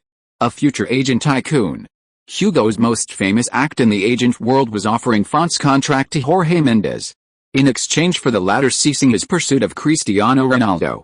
Jorge Mendes: Hugo is an excellent agent. My biggest regret is agreeing to let him give up on Cristiano Ronaldo. It turns out, the European Bronze Boot winner was worth every effort I made to recruit him. Hugo Aveiro's players are valued at over 100 million euros. He's the fastest rising genius agent in the last 2 years. Hugo Aveiro has emerged out of nowhere. Portuguese betting groups used their influence to cover up the events of that year. Even European betting groups, adhering to the principle that this industry shouldn't be too high profile, also deleted related news in their region. So, apart from a very small number of local fans who consistently follow Deng Kai and Cristiano Ronaldo, few people know that they were caught up in a match-fixing scandal back then. Through a report by Deng Kai, a Chinese sports betting website, people learned that Hugo Aveiro was just an unemployed nobody 3 years ago, who even pinned his hopes on betting on matches. After being discovered by his brother Cristiano Ronaldo and Ronaldo's friend Deng Kai, Hugo turned over a new leaf, diligently studied agent-related books, and successfully obtained his agent's license last year. In an interview, Hugo said, "I have to thank Deng Kai for what I've achieved. He used all his savings as a youth player to help me pay off my debts when I was heavily in debt. From that moment on, I knew my brother had found a reliable friend. Deng Kai has a great influence on the players I sign, and I trust his judgment. Of course, I will also do my best to provide all the services I offer to the players I sign. Because my brother is one of the players I signed, I will treat everyone the same way I treat Cristiano Ronaldo." Hugo's interview attracted many young players and made many fans aware of him. However, Deng Kai, a sports media outlet, certainly wouldn't expose that Deng Kai was actually the major shareholder behind Aveiro's agency. Furthermore, Deng Kai used Zhang Yun's who is a middleman to avoid being discovered as the direct owner of the player's agency, which is also prohibited by UEFA and FIFA. But many of these illegal practices are actually commonplace. For example, Porto and Jorge Mendes appear to be two separate entities, but Mendes was actually intentionally promoted by Porto to weaken the influence of Figo's agent, Veiga. The famous Italian agent Raiola also has many unclear and ambiguous relationships with Serie A giants Juventus. If teams can do it, why can't players? Furthermore, if UEFA and FIFA can do it, why can't teams and players? There's only one reason they won't allow it: if you're involved, others will earn less. Eric Rove belatedly realized he'd been fired by Ronaldinho. He publicly stated to the media that he would sue Ronaldinho, demanding over €5 million in damages, etc. However, Sporting Lisbon took the initiative and filed a lawsuit against Eric Rove. Through Hugo's connections, Sporting Lisbon discovered that a significant portion of their signing bonus for Ronaldinho had been misappropriated by Rove. Furthermore, some contract clauses stipulated that Ronaldinho received no benefit whatsoever, but rather that Rove and his family profited. If you are listening to this novel on a channel other than Fanfic World, it means it was downloaded and re-uploaded without effort. We warmly invite you to visit our channel, Fanfic World. There you will find the original version of this story and many other novels of various genres. We look forward to seeing you dive into a world of incredible novels. Chapter 439: First Experience with a Golden Globe Award. This includes, but is not limited to, the right to use a VIP box at every Sporting Lisbon home game and a certain number of VIP tickets for major matches. Sporting Lisbon and Ronaldinho have every reason to sue Eric Rove, and they are certain to win. This lawsuit has also directly led to several clubs previously extorted by Rove retaliating, with multiple clubs and players suing him. The most notable case involves Paris Saint-Germain, the French Ligue 1 team that was previously most actively pursuing Rove. They genuinely wanted Ronaldinho and privately offered him numerous benefits. Now that Rove has been dismissed, PSG's revenue has clearly gone downhill, and they are not only demanding the return of the benefits they gave Rove but also compensation. Ronaldinho's absence has directly caused significant difficulties for the team's performance this season and future plans. Eric Rove's life has prematurely entered a lawsuit frenzy, and unsurprisingly, he will have to declare bankruptcy before these lawsuits are even finished. Unable to pay the compensation, he will most likely end up in jail.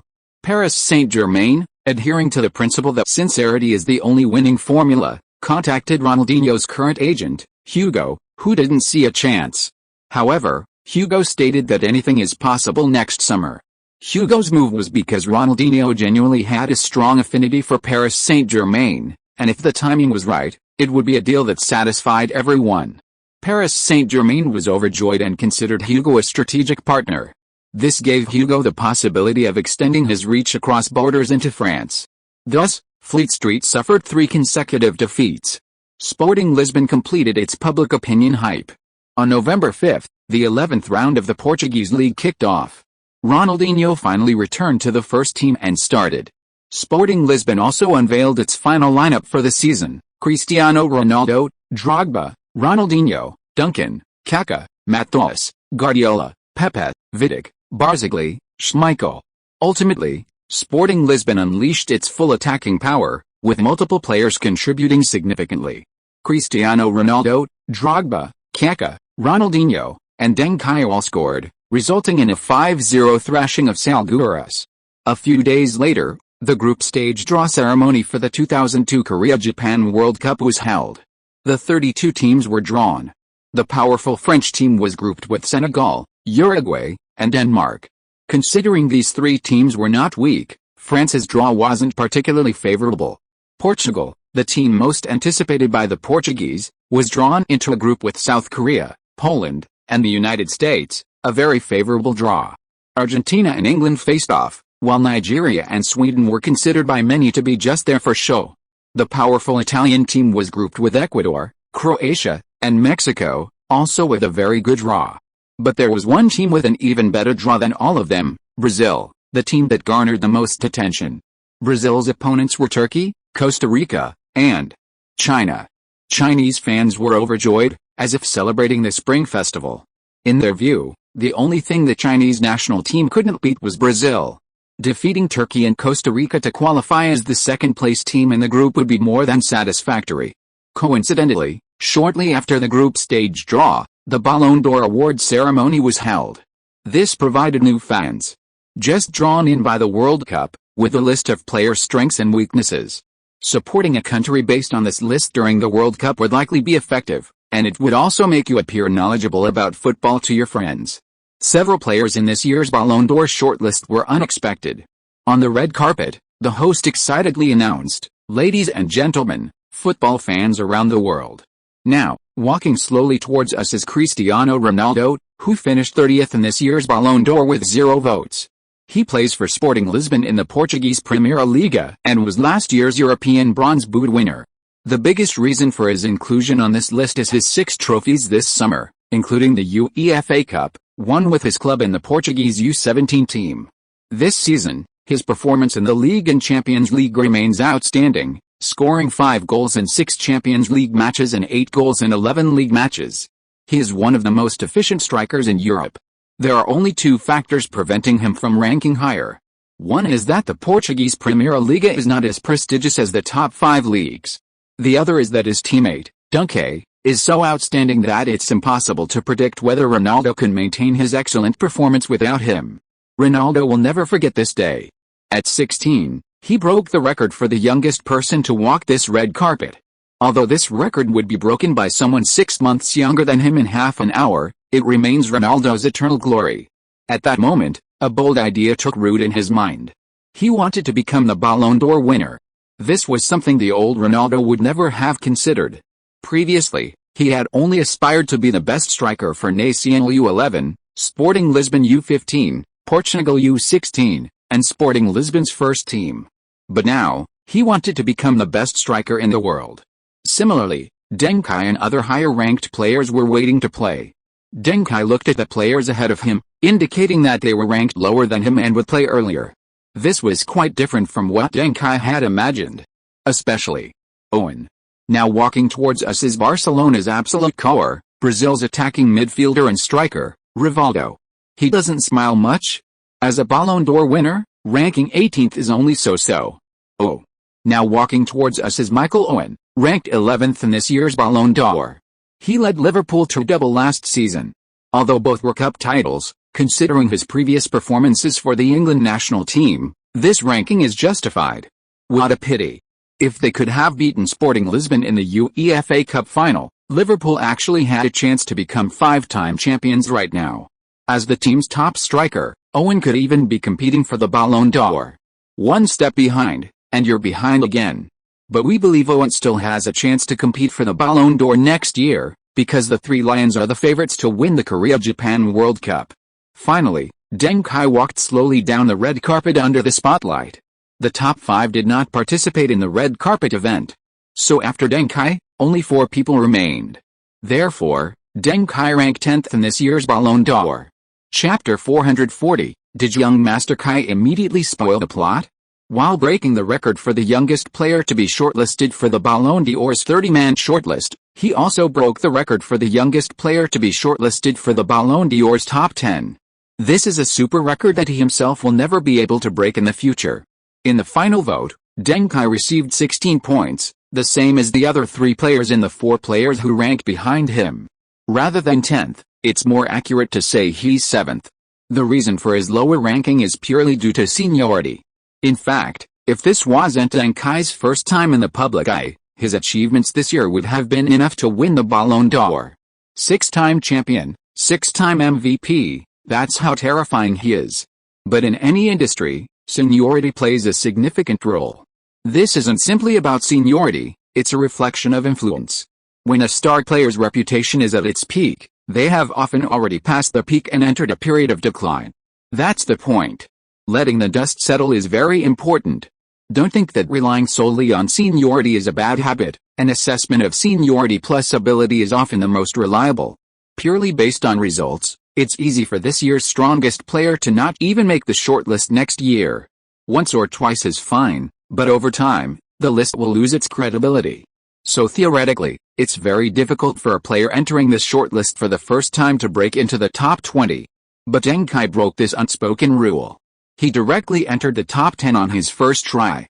In fact, if Figo hadn't taken some of the votes, he might have made it into the top 5. The reason he didn't was because Figo took some of the votes. As fellow Portuguese stars, those who didn't vote for Deng Kai due to seniority would, to balance things out, mostly choose to give Figo some votes, which was relatively fair. This allowed Figo, Despite his relatively average performance last season and the presence of other superstars sharing the spotlight, to break into the Ballon d'Or top 5. At the red carpet registration area, the host, as usual, handed the microphone to Deng Kai, asking him to share his excitement. Deng Kai, I was surprised to get such a good ranking on my first Ballon d'Or nomination.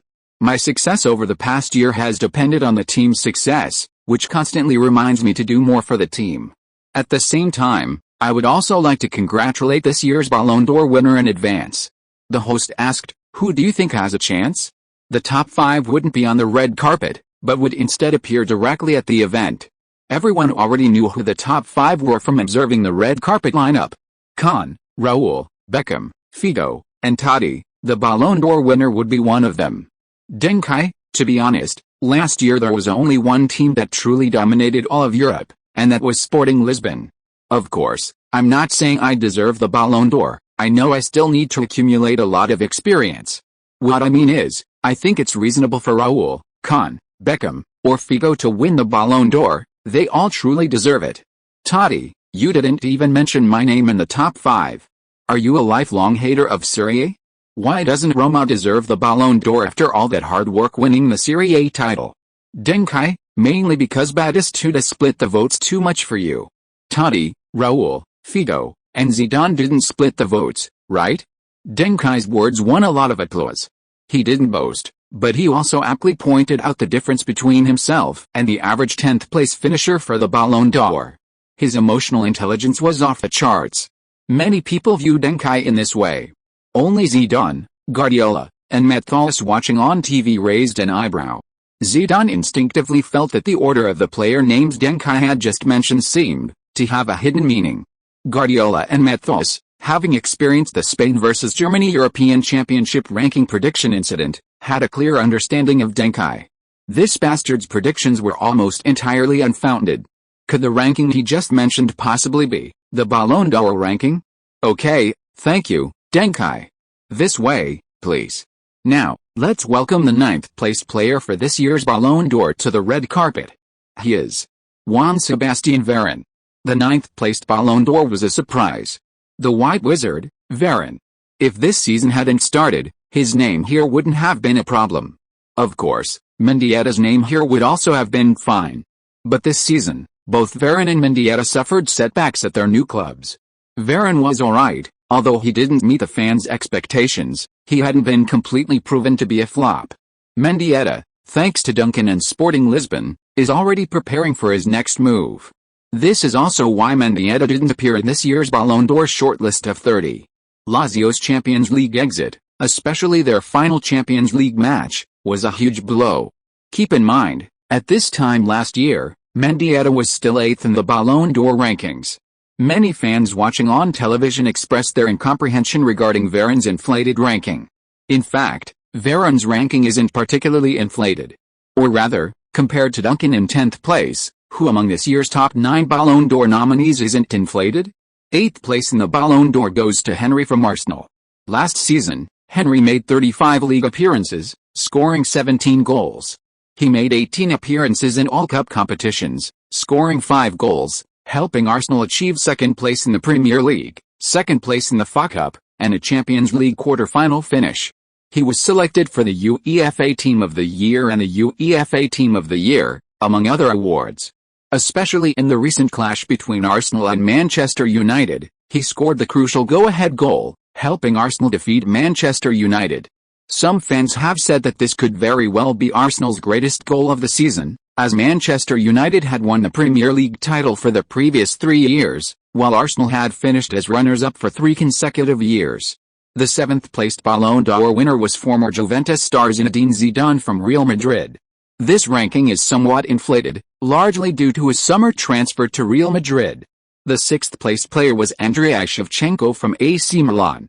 With that, the red carpet ceremony concluded. The camera turned to the field. This year's 5th Ballon d'Or winner was revealed, Francesco Totti from Roma. Although Roma won Serie A last season, this is the best Ballon d'Or ranking Totti could achieve. This isn't Totti's ceiling, but it is Roma's ceiling. The 4th-placed Ballon d'Or winner was Luis Figo from Real Madrid. Figo and Totti had very close vote counts, both in the 50s but not quite 60. Figo's advantage lies in the fact that many judges, out of conscience, gave him the votes that should have gone to Deng Kai. However, his disadvantage is that Real Madrid acquired Zidane, a transfer even more sensational than his own joining Real Madrid last year. Naturally, Real Madrid's award resources will be allocated to the Frenchman.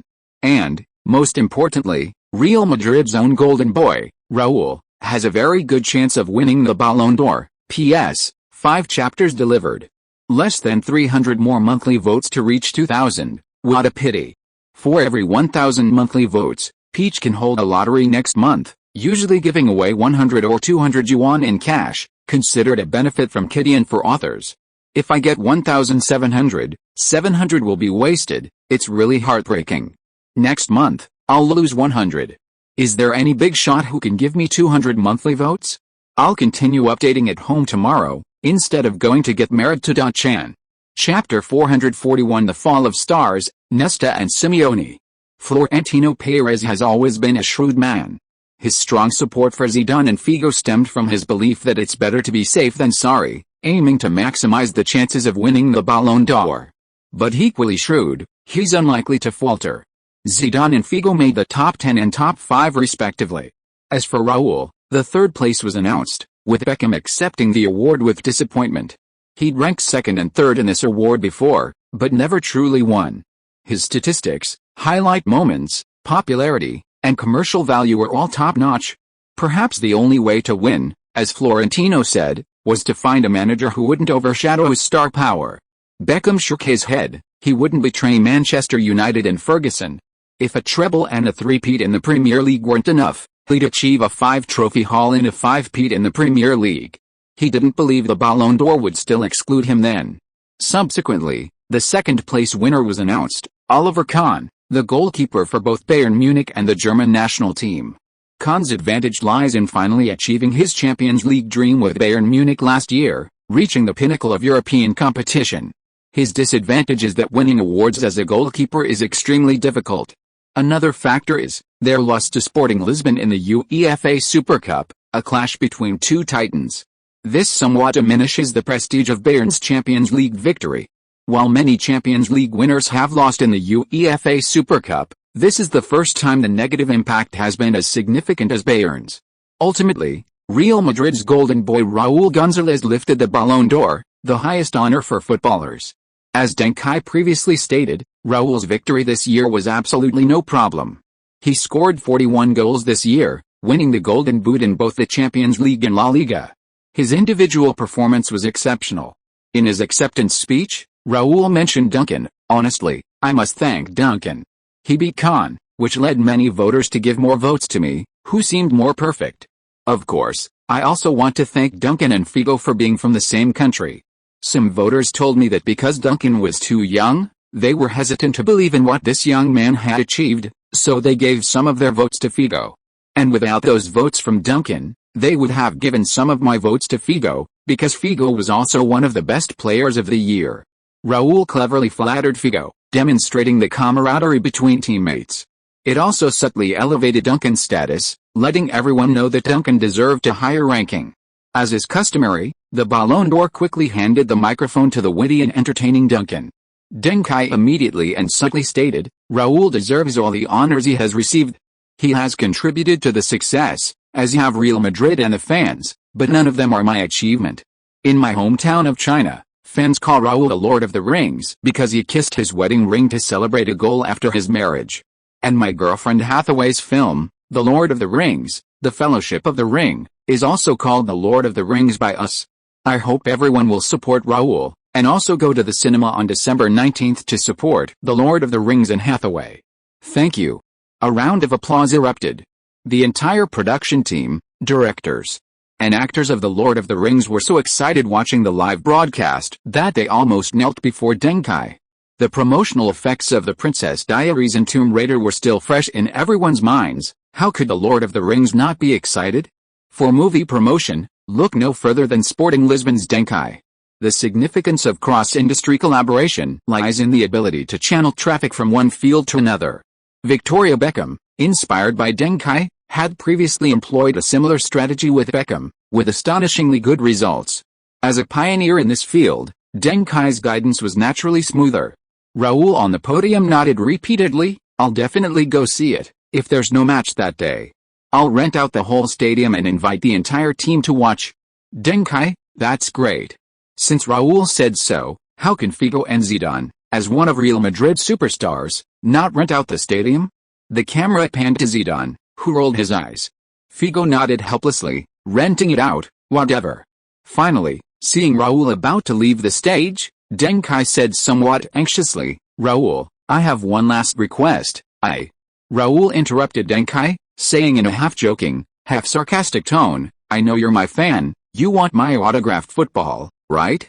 Deng Kai, preferably the one you score in your next match. That's more valuable, oh no, more memorable." The whole stadium erupted in laughter. Those who like Deng Kai find him very interesting, his little quirks make him seem more genuine. People don't like children without flaws, they prefer children who, despite some shortcomings, are striving to improve. Deng Kai is the latter. Cristiano Ronaldo, where am I lacking? Having some flaws and having many flaws are very different. Those who dislike Deng Kai think it's incredibly lucky that such a young kid managed to rank 10th in the Ballon d'Or. What Deng Kai gains through luck, he will eventually lose through his own efforts. When he's older, he'll find he can no longer laugh so freely at the Ballon d'Or ceremony, because he simply won't be there anymore. Similarly, Deng Kai is very satisfied with those who smile or laugh at him. Because starting next year or the year after, these people might not be able to laugh when they meet him. After all, when everyone becomes an opponent, although there will be mutual respect, it's really hard to have a light-hearted conversation anymore. Especially when the younger generation has the upper hand. Throughout history, only Cao and Liu Bei have ever discussed heroes over wine, and even then, the young Liu Bei's laughter was reluctant. At the Golden Globe Awards, I greeted you with 6 championships and 6 MVP trophies. The next time I return with an even greater championship trophy, it won't be such a casual exchange. Then, you can't use your seniority to intimidate me, Ling. You led your team to the Champions League round of 16 as group winners, earning the player drops Master of Tackling Nesta and Simeone's tactical blank slate. Master of Tackling Nesta, almost every player can tackle, but few can do it elegantly. A perfect tackle is the ultimate goal pursued by countless players, and Nesta is fortunate to be a player of this caliber. Tackling +5, defensive positioning +2, interception +2, blocking +2, clearance +2. Gained the purple player skill Tackling Commander. Tackling Commander, after a failed tackle, recovery speed, physical strength, and jumping ability are improved. After a successful tackle, passing ability is significantly improved. Simeone's tactical blank slate, as the world's highest paid coach for a long time, Simeone's coaching career was more successful than his playing career. The team's defensive awareness, tackling, interception, blocking, and stamina are improved. Players' defensive aggression is significantly improved. During the match, players' injury resistance is temporarily increased by 3 points, up to a maximum of 8 points. Chapter 442 First Battle of the Round of 16. As it turns out, Lazio has been quite generous. Both Nesta and Simeone have been very effective players. In comparison, Crespo, Mendieta, and Poborski seem somewhat stingy.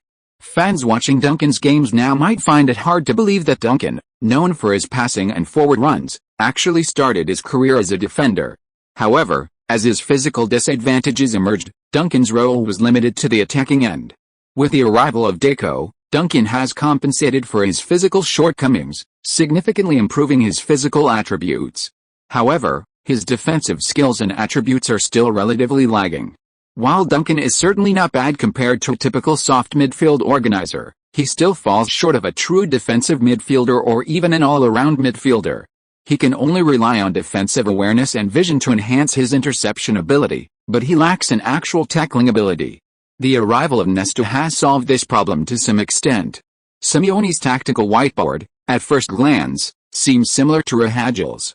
The latter emphasizes high pressing and active running in the attacking third.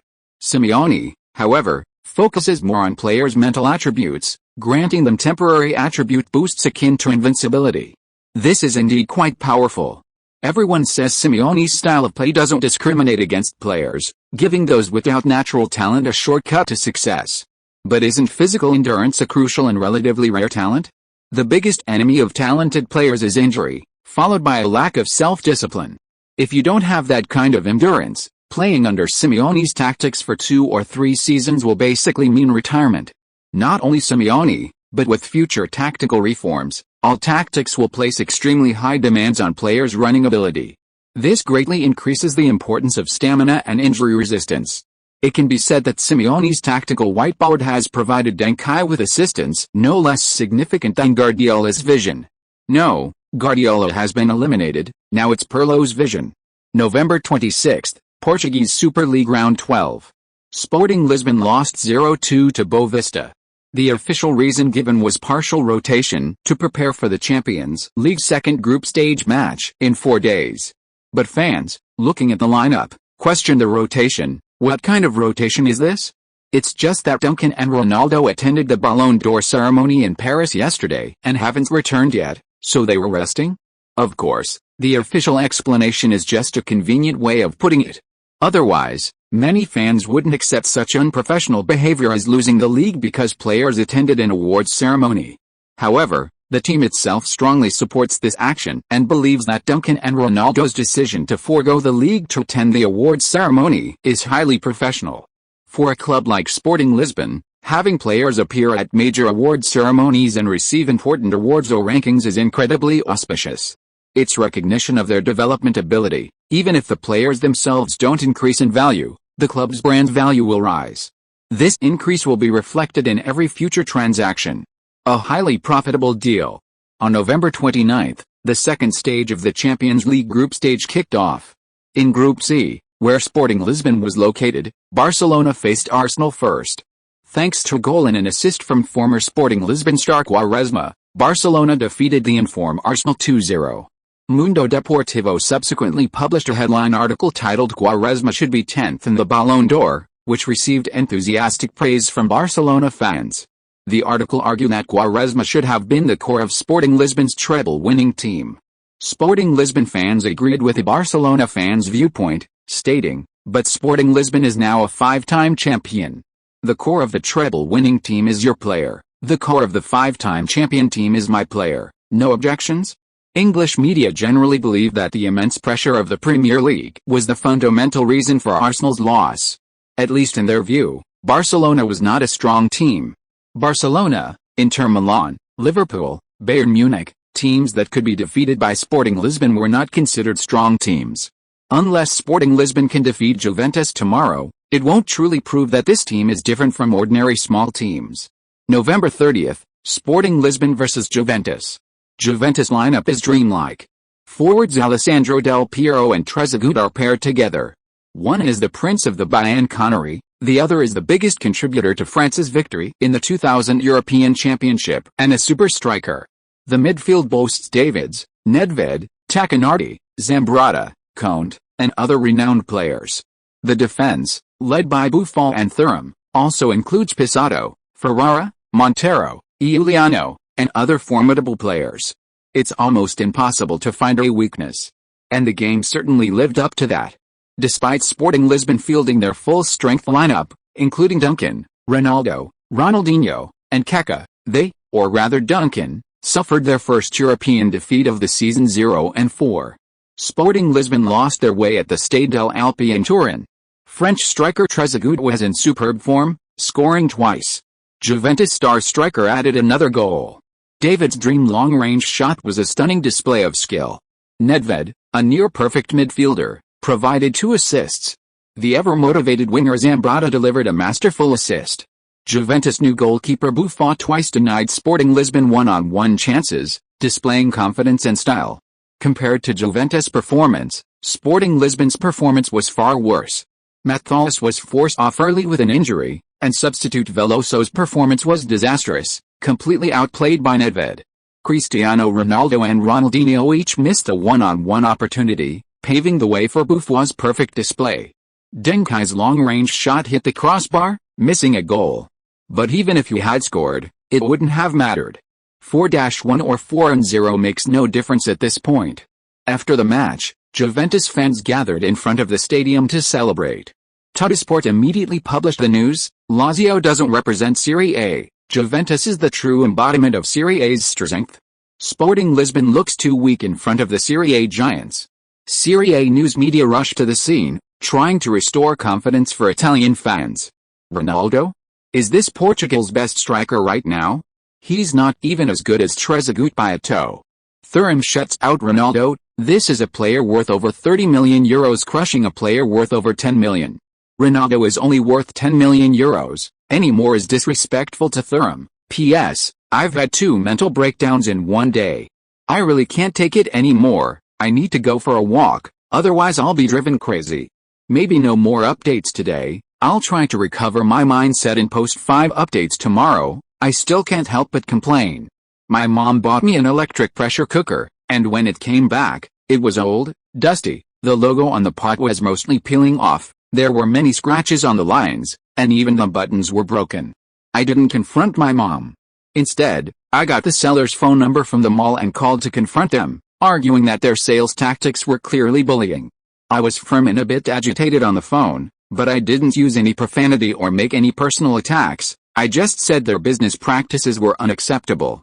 My mom then berated me, and then meekly tried to negotiate an exchange with someone else. I was absolutely furious. I even considered calling the police. I never expected to act superior or cause trouble for anyone after paying. I'm just an ordinary person who wants a fair and normal transaction. I just want honest, genuine goods, and no obvious damage. Is that so difficult? Why do I always feel forced to be subservient after paying? Can't these unscrupulous merchants just disappear? I really can't hold back my swearing. Chapter 443 Barcelona reappears in European competition. Exaggerated. Ronaldinho's dribbling is indeed beautiful, but it's also true that it didn't help the game. He could be Nedved's substitute for a few years. Kaká is still mediocre, his previous brilliance was just an illusion. He might not even be good enough to be a substitute at a top Serie A team. Europe's best midfielder? 10th in the Ballon d'Or? Duncan's worth is like Lazio's Mendieta, it's laughable. He looked excessively helpless against David's Enconte. MR 74 billion lire? Duncan's price tag is too inflated, even at half price, Serie A teams might not want him. Sporting Lisbon couldn't refute these assessments, nor did they intend to. That's the world of football. If you lose, you have to accept it. If you get beaten, you have to stand up straight. Even if you say, winning first doesn't mean you've won, losing first doesn't mean you've lost, people will think you're just being stubborn. To get revenge, you either have to defeat the opponent directly or eliminate them. December 1st, the 13th round of the Portuguese league. When the referee blew the final whistle, all the players and fans of Maritimo had only one thought in their minds. First of all, I haven't offended you. Deng Kai's hat trick. Kaká's 2 goals and 2 assists. Ronaldinho's 1 goal and 2 assists. Yaya Toure and Ibrahimovic both scored. 8-3. Sporting Lisbon went completely berserk, not wanting to defend at all, attacking with every possession. It was simply unreasonable. But even with such a frenzied offensive and the score, they still couldn't gain recognition from media outside of Portugal. What's the point of being good at domestic humiliation? If you can't win big matches, what about winning 10-0 in other games? Does that make any difference? Reporter, Maxa, what are your thoughts on the widespread pessimism surrounding your match against Barcelona? With the Barcelona players arriving in Lisbon, a new wave of pre-Champions League news storms began. Maxi, we don't care about outside opinions, we focus on our opponents. Reporter, is there anything you can learn from Barcelona's success with their 3 center-back tactic this season? Maxi, we used a 3 center-back tactic last season. Who do you think learned from whom? Reporter, but Barcelona's results are better. Maxi, are you sure? Barcelona is first in the league? No, I think they were 5th. How many people believe they can win the league this season? But even though we're only second now, how many people think we can defend our league title this season? You're blind, but the European betting companies don't seem to be. Reporter, you. Maxi, what? Or is it that Barcelona won the UEFA Cup last year, which makes you think they were strong? That contradicts my memory. I definitely need to go to the team's trophy room later to see the date and name engraved on the UEFA Cup. Reporter, Barcelona is a team that has won the Champions League. Their heritage is beyond what Sporting Lisbon can imagine. Maxi, so what? So we should hand the victory to Barcelona? In that case, Barcelona should kneel down to Real Madrid, Because Real Madrid has won far more titles than Barcelona in history. What right does Barcelona have to compete with Real Madrid? The reporter died. Maxi walked away. He was in a bad mood today, and he didn't want Barcelona's mouthpiece to get involved. Triguera refused Maxi's massage, which meant Maxi was unable to relax for Kai on the field afterwards. This was a complete waste of Maxi's life. How could he just sit quietly on the bench for a whole game? He couldn't sleep or eat without contributing to the team. Triguera, then you could do some work on the team's tactics and the opponent's player statistics. Maxi, then I'm afraid Kai will be unable to sleep or eat. Triguera. 666. On December 4th, the second leg of the second stage of the Champions League group stage kicked off. Arsenal and Juventus engaged in a fierce battle. Juventus, who had dominated in the previous round, were unbelievably suppressed by Arsenal throughout this match. Vieira demonstrated his superb defensive skills, successfully neutralizing Juventus midfield maestro Nedved. Both French attacking duo Henry and Trezeguet scored, but the difference was that Henry's Arsenal ultimately defeated Juventus 3-0. Juventus lost 1-3 away, their points tally leveled with Arsenal. The following day, Sporting Lisbon hosted Barcelona. A Barcelona victory would put them top of their group with 6 points, significantly increasing their chances of advancing to the quarterfinals. Hello everyone, the stadium shown in the video is Sporting Lisbon's home ground, the Alvalade Stadium. The fans in the stands are wearing green and white jerseys, cheering for their home team. Of course, there are also a few players wearing red and blue jerseys. These are Barcelona fans. They're wealthy and have traveled to Lisbon with their team, believing they'll bring home a victory. Barcelona's performance has been relatively stable since they changed their lineup to a 3 center-back system. This change has benefited players like Rivaldo, Quaresma, Kluivert, Saviola, and Giovanni, strengthening Barcelona's control of the ball. Their lineup consists of Saviola, Kluivert, Quaresma, Rivaldo, Giovanni, Xavi, Cocu, De Boer, Christenver, Puel, and Bonano. Christenver was specifically acquired this summer to address their aerial defense issues. Last year, Duncan's hat-trick of headers against Barcelona left the Catalans terrified. Hide and heading have become forbidden words in the Barcelona code. Christenver's performance in aerial defense wasn't a complete waste of money. However, his footwork and ball handling under pressure are relatively weak, and he made quite a few small mistakes. It's uncertain how he will perform today. Sporting Lisbon's formation is Ronaldo, Drogba, Kaká, Duncan, Ronaldinho, Yaya Touré, Guardiola, Pepe, Vidic, Barzagli, Schmeichel. Both teams use 3 defenders and 2 holding midfielders, with only slight differences in the attacking positions. Both teams prioritize possession and focus on attacking down the flanks, making their overall playing styles quite similar. Barcelona fans therefore believe that Sporting Lisbon copied their tactics and are disgusted by this. Triguera publicly stated that this tactic was mainly devised by Maxija, referencing some of Van Gaal's ideas, but also incorporating Rajal's tactical style. Subsequently, media evaluations of Sporting Lisbon's tactics changed from the previous plagiarism claim, believing that Maxija combined the strengths of many and surpassed his predecessors. After earning the nickname Saint Sebastian, Maxi Marquez was also dubbed the Bruce Lee of Western football by some fans, or simply Lima. P.S. That's all for today, better luck tomorrow. Chapter 444. Before you can go on stage, you must first read. Speaking of Matheus, we have to mention him. He's out injured and expected to be sidelined for some time. Lisbon's young Yaya Touré has replaced Matheus, forming a double pivot alongside Guardiola. The media has unearthed an interview with Yaya Touré during his trial at Arsenal, where he said Barcelona was his favorite team. Perhaps this is why Wenger didn't want him. Now facing Barcelona, I wonder what Yaya Touré thinks. Guardiola was one of Barcelona's key players last season, and his early substitution was a major factor in Barcelona's elimination by Sporting Lisbon. Xavi at that time wasn't enough to replace Guardiola, and even now, it would be difficult for him. Barcelona stated that Guardiola's unwillingness to take a pay cut was the main reason for the split. Guardiola, however, said he doesn't care about money, he cares about playing time. If a player is happy even without playing, then that player lacks ambition. He will never like players without ambition. Guardiola even said that if he became the head coach, he would be unhappy if a player didn't play, and he would make that player the core of the team because that player's mentality deserves it. Cancelo? Cancelo, So why am I playing for Bayern now? With the sound of the whistle, the match officially began. As two possession-based teams, their first 10 minutes were perhaps the most exciting part of the game. Possession changed hands frequently, and both sides were quite interested in winning the ball. But after 10 minutes, they weren't so proactive in pressing forward. Because they knew they couldn't win it back. From this perspective, Sporting Lisbon's fighting power is actually stronger than last season. Because last season, they could only play counter-attacking football against Barcelona, and the gap in player strength made it impossible for them to hold on to the ball. Now, the dropping back of Duncan and Ronaldinho allows Barcelona to not touch the ball in the attacking third. Even, in the 12th minute, Ronaldinho displayed astonishing individual ability. After a routine pass to Ronaldinho, Deng Kai immediately feinted forward, shouting, "Go! They can't stop you!" Ronaldinho then dribbled the ball and directly challenged Kaká.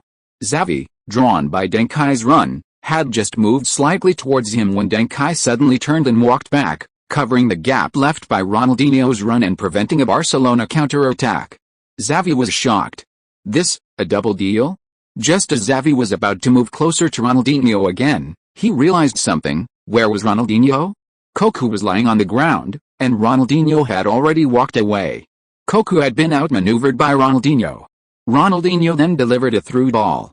But Drogba's footwork was slightly clumsy, his touch too heavy, allowing Barcelona goalkeeper Bonano to collect the ball. Even at this point, many Barcelona fans were still in shock. The Barcelona coaching bench was also filled with astonishment. Reshak pointed at Ronaldinho on the field and said to his assistant coach, "Isn't this the player we've been looking for?" The assistant coach nodded repeatedly, "It's him. It's him. The player we've been dreaming of." Ronaldinho's appearance convinced the entire Barcelona sporting department that love at first sight truly exists. For a long time, whether it was over Mars, who was previously acquired, or Saviola, who was brought in for over 30 million this season, their performance on the left wing had never met Barcelona's requirements. The same was true for Simeo. Quaresma, currently, is more suitable, but Quaresma can only play on the right wing. His outside-of-the-foot style is useless on the left. A left winger needs a curling shot. Ronaldinho has always been a left winger. Although he mostly plays on the right wing for Sporting Lisbon, this hasn't hindered his talent at all. Look at that dribbling move just now, it's exactly what Barcelona wants. As if hearing the silent shouts of unity from the entire Barcelona team, in the 16th minute, Ronaldinho once again used his skillful dribbling to get past Xavi in the middle. To call it a dribble is disrespectful to Ronaldinho's dribbling skills. He crossed the street like it was at 4 in the morning, without any resistance. "Xavi, is that how you describe me?" De Boer couldn't stand it anymore. To avoid being outmaneuvered by Ronaldinho, De Boer violently tackled him. The referee had his whistle in his mouth but didn't blow it. Because Deng Kai sprang out from behind Ronaldinho, picked up the ball, and ran towards the right wing. He was going to the byline. De Boer was unable to catch Deng Kai after tackling Ronaldinho. Bang! Deng Kai delivered a cross from the wing. Salahamidzic instantly transformed. His cross was like angel wings. Drogba and Christenver were entangled in the middle. Suddenly, the latter stumbled, while Drogba soared into the air without hindrance. Air raid sirens blared over Barcelona. Bang! Drogba's header was powerful and heavy. Bonano couldn't make an effective save and watched the ball crash into the net. Goal. Drogba. Drogba has scored Sporting Lisbon's first goal in the second group stage of the season. Christenver's massive muscles are nothing compared to Drogba's. After a season of training, Drogba's physique has become even stronger. Of course, Duncan's beautiful cross and Ronaldinho's dazzling dribbling are also important components of this goal. Trigueros celebrated wildly on the sidelines. With just this one goal, he knew the game was in the bag. Barcelona is still Barcelona. Evra, on the bench, was puzzled and asked Maxi, "Why is Mr. Trigueros so excited just because it's only 1-0? He doesn't even celebrate like this when we're 2-0. Maxi laughed, "Because this goal means Barcelona is down 0-1. In other words, if you don't know, why should I? I'm just a lifestyle blogger, what do I know about football?" Evra was stunned. Maxi's words had a hidden meaning. Unfortunately, my own understanding is too shallow to interpret it precisely, which is truly regrettable. Asking further would only make me appear less capable and easily be looked down upon by others. Macon, standing to the side, Suddenly realized, I understand. In the study of health preservation, it's said that the body is one, the foundation. 0 represents all other things. Without 1, having many zeros is futile. But if there is 1, then the subsequent zeros have meaning. 1 begets 2, 2 begets 3, 3 begets all things. Saint, am I right? Chapter 445 Capello and Penalties. Maxa was somewhat surprised. You're reading the Tao Te Ching too? Macon smiled shyly. I still want to integrate into the team's mainstream culture, with Kai, Sasson, and Mr. Tagore as the core, adhering to the 4 self-confidences and upholding the 2 safeguards. Maxa nodded repeatedly. Go warm up. Macon excitedly jumped up from the bench. Sure enough. Hard work pays off. Studying late into the night, he could be a substitute in the second half. Evra slapped his thigh. Damn it, Macon's victory was unfair. Everyone was focused on playing football, and you were secretly studying? Sporting Lisbon's scope of study is too narrow. In a 3 center-back formation, Macon and Evra are both substitute wing-backs, and there is a direct competition between them. Evra, are you trying to force me to pursue a PhD? In the 23rd minute, Quaresma's continuous dribbling finally created a free kick. Deng Kai knew Quaresma. From his expression, he could tell that he actually wanted to try taking it. But unfortunately, Rivaldo didn't give way. With a Ballon d'Or winner on the field, everyone else at Barcelona has to take a backseat. That status. Bang. Clang. Rivaldo's shot is truly powerful. A curling free kick hits the post, just a hair's breadth away from a goal. In the 31st minute, Xavi dribbled past midfield and successfully challenged Yaya Toure. But Deng Kai's vision was too good, he was already lurking behind. In the brief moment Xavi lost possession after dribbling past his man, Deng Kai suddenly lunged forward with a sliding tackle, successfully stealing the ball. Bang! Deng Kai got up and delivered a powerful tackle. This tackling tower skill might not be effective for others, but it's a divine skill for him. His quick passing during counterattacks has always been exceptional. But De Bruyne's intuitive passing is a double-edged sword, hurting both the attacker and the defender, making it difficult for Sporting Lisbon strikers to handle. The emergence of the tackling tower directly improved the accuracy of Deng Kai's De Bruyne's intuitive passing, giving him a real opportunity to hit exactly where he wants, quickly and accurately. Cristiano Ronaldo took off from the left flank, received the ball, and cut inside. Puel, seeing no chance to clear before Ronaldo, immediately moved back to defend. As Ronaldo charged towards him, Puel's mind raced. He wasn't just sitting idly in that position. He was Barcelona's secret weapon for containing Ronaldo. Although many believe Barcelona would easily defeat Sporting Lisbon, they had been eliminated by them last season. Another loss to Sporting Lisbon would truly confirm rumors that Barcelona wasn't a true powerhouse. Therefore, Barcelona was extremely cautious. For some time, Puel had watched almost all of Ronaldo's match highlights. He knew Ronaldo's ball handling, dribbling choices, and shooting options inside and out. Cutting inside, step overs, zombie dribbling, quick acceleration, long-range shots or extra dribbling for a second burst of speed, judging the ball's position after catching up with the ball and choosing between a powerful shot or a curling shot. One trick, and he'd be unstoppable. But against Puel, perhaps. Bang! Cristiano Ronaldo flicked the ball with his heel, still charging towards Puel, but the ball rolled towards the byline on the left side of the penalty area. Puel was stunned. Was that a pass? And a heel pass at that? Are you sure that's Ronaldo? And not Ronaldinho? I'd believe you if you said it was Deng Kai. Who is that for? Bang! Kaká, making a forward run, gave Puel the answer. He caught up with the ball and unleashed a low shot from a tight angle. It was all about surprise and daring. Bang! Bonanno, this time, landed quickly, his shin successfully blocking the ball, which bounced back. Bang! Ronaldo, after the heel pass, continued his forward run, easily passing the stunned Puel, and then met the incoming ball with a follow-up shot. A series of ingenious passes, not even Barcelona fans, let alone Sporting Lisbon fans, had ever seen anything like it.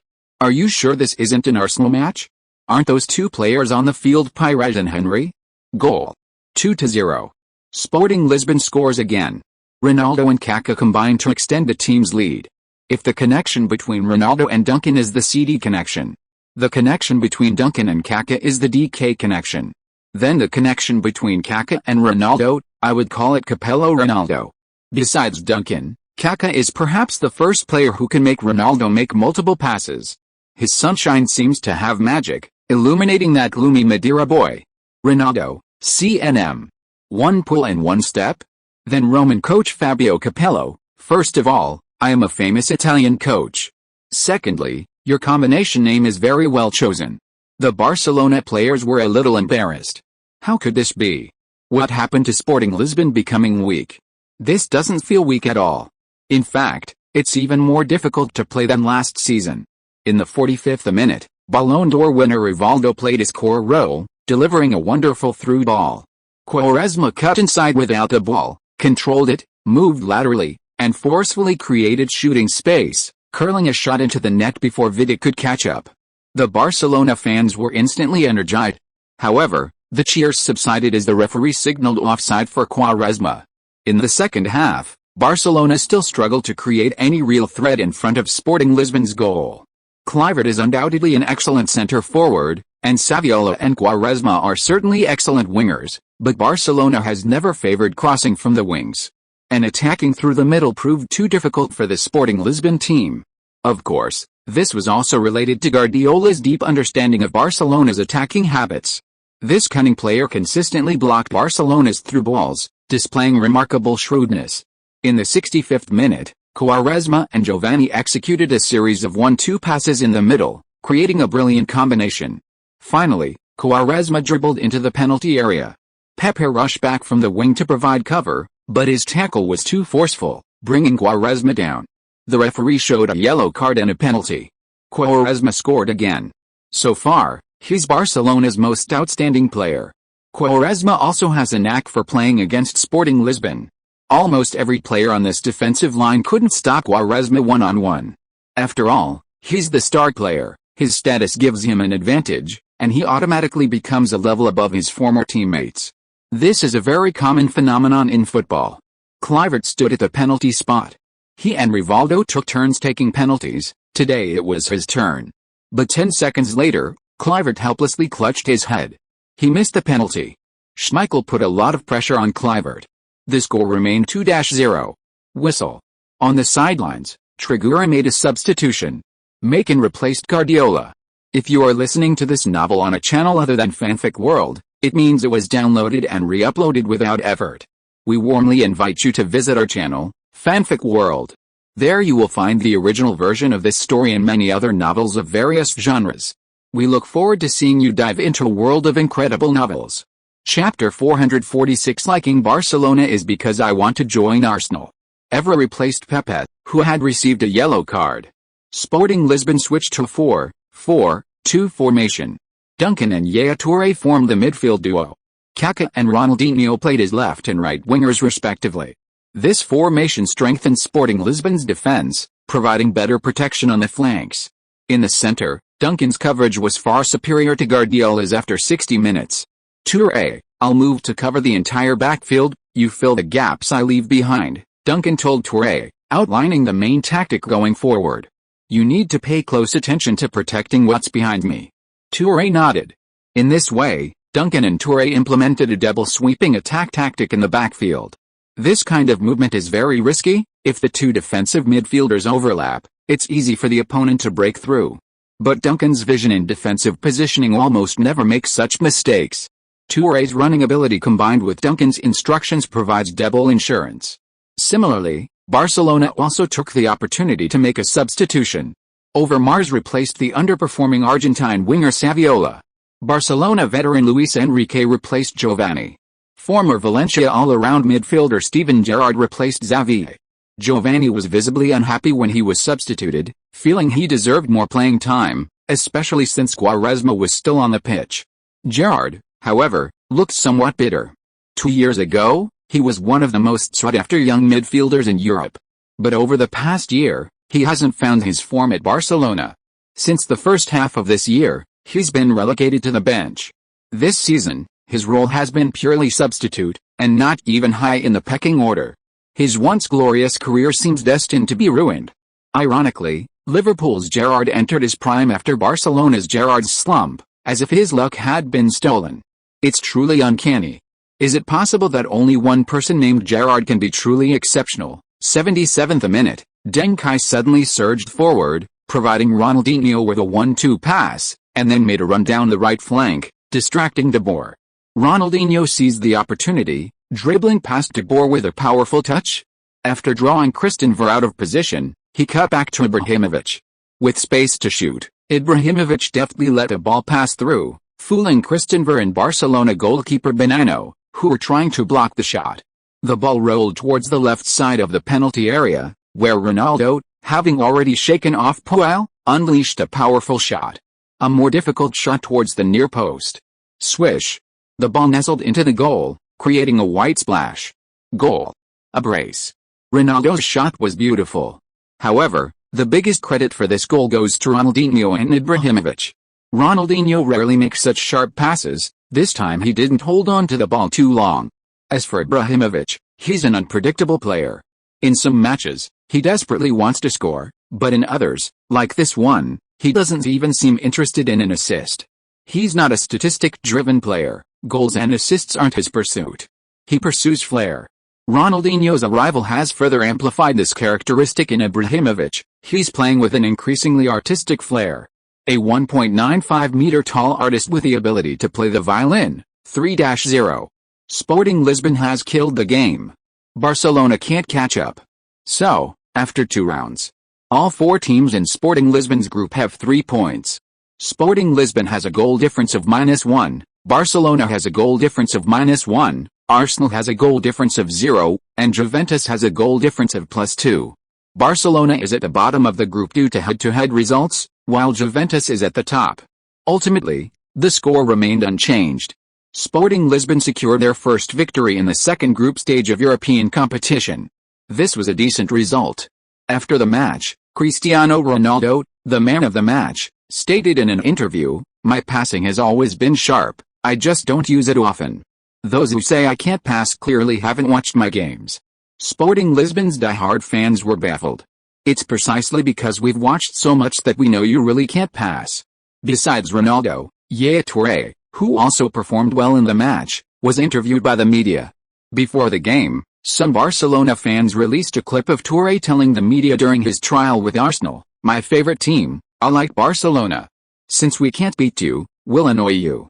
We'll disrupt your morale, and maybe we can crush you in the next round." The Barcelona mouthpiece media's strategy is quite clear. One netizen commented under the video, "No wonder Yaya Touré was kicked out by Wenger. When you were on trial with Arsenal, you said you liked Barcelona, no one would want you." The reporter asked, "Touré, how does it feel to watch your beloved team lose? Do you feel guilty?" Yaya Touré looked bewildered. After understanding the situation, he laughed, "Barcelona doesn't hold a special place in my heart. You could say Real Madrid, Liverpool, Manchester United, Arsenal. In short, I'm far from liking Barcelona. Someone told me that Wenger liked players from Barcelona's youth academy, and saying that would increase my chances of staying at Arsenal. The result? Wow. So that's how it was. That's a bit shady. Barcelona is hurt. Barcelona loses to Sporting Lisbon again. Is this fate? Sporting Lisbon finds the key to defeating Barcelona. Quaresma's amazing performance can't save the new manager. Guardiola's strategic planning proves how wrong Barcelona's choice was. Wenger used to like Barcelona, but after they poached players like Overmars and Petty, he became wary of them. Insider, the reason Yaya Touré's trial with Arsenal failed was because he said he liked Barcelona. If he had said he liked any team, he would have stayed. Yaya Touré has potential, Wenger missed out on a good substitute. Barcelona's signings, except for Quaresma, have been mediocre. The sporting director is incompetent. Manchester United wins. Ferguson's eye is excellent. All 3 strikers Manchester United targeted in the summer are performing at a top level. Cristiano Ronaldo leads the Champions League scoring charts with 7 goals. Van Nistelrooy is tied for second with Duncan with 5 goals. Diego Forlan has scored 11 goals in 3 months for Independiente, averaging nearly 1 goal per game. These facts prove that Manchester United's 3 consecutive Premier League titles are not without reason. While Wenger is known for his player development skills, Ferguson was equally formidable in this area. Chapter 447 World Footballer of the Year and the Puskas Award. Rumors circulate that Manchester United will secure Diego Forlan this winter transfer window. As for why not Cristiano Ronaldo, the Champions League match against Barcelona is Sporting Lisbon's last Champions League game of the first half of the season. They have at least 4 more Champions League matches in the second half. Both Sporting Lisbon and Ronaldo himself cherish every remaining Champions League game. Therefore, Ronaldo will not leave in the winter transfer window. Otherwise, going to Manchester United wouldn't allow him to play in the Champions League, which would be a huge loss. Besides, most of the heavyweight stars at this stage only transfer in the summer transfer window. That's called having star power. On December 9th, in the 14th round of the Portuguese Primeira Liga, Sporting Lisbon narrowly defeated Varzim by 2 goals. On December 15th, in the 15th round of the Portuguese Primeira Liga, Sporting Lisbon narrowly defeated Benfica 4-3. On December 16th, the first installment of the Lord of the Rings trilogy, The Fellowship of the Ring, was released in North America. It grossed $45 million in its opening weekend, easily beating Tom Cruise's Vanilla Sky to become the top-grossing film of the week. It raked in $73.1 million in 5 days, showing strong potential to become the year's box office champion. If all goes as expected, this year's box office champion will either be The Lord of the Rings, The Fellowship of the Ring, or Harry Potter and the Mysterious Wizard.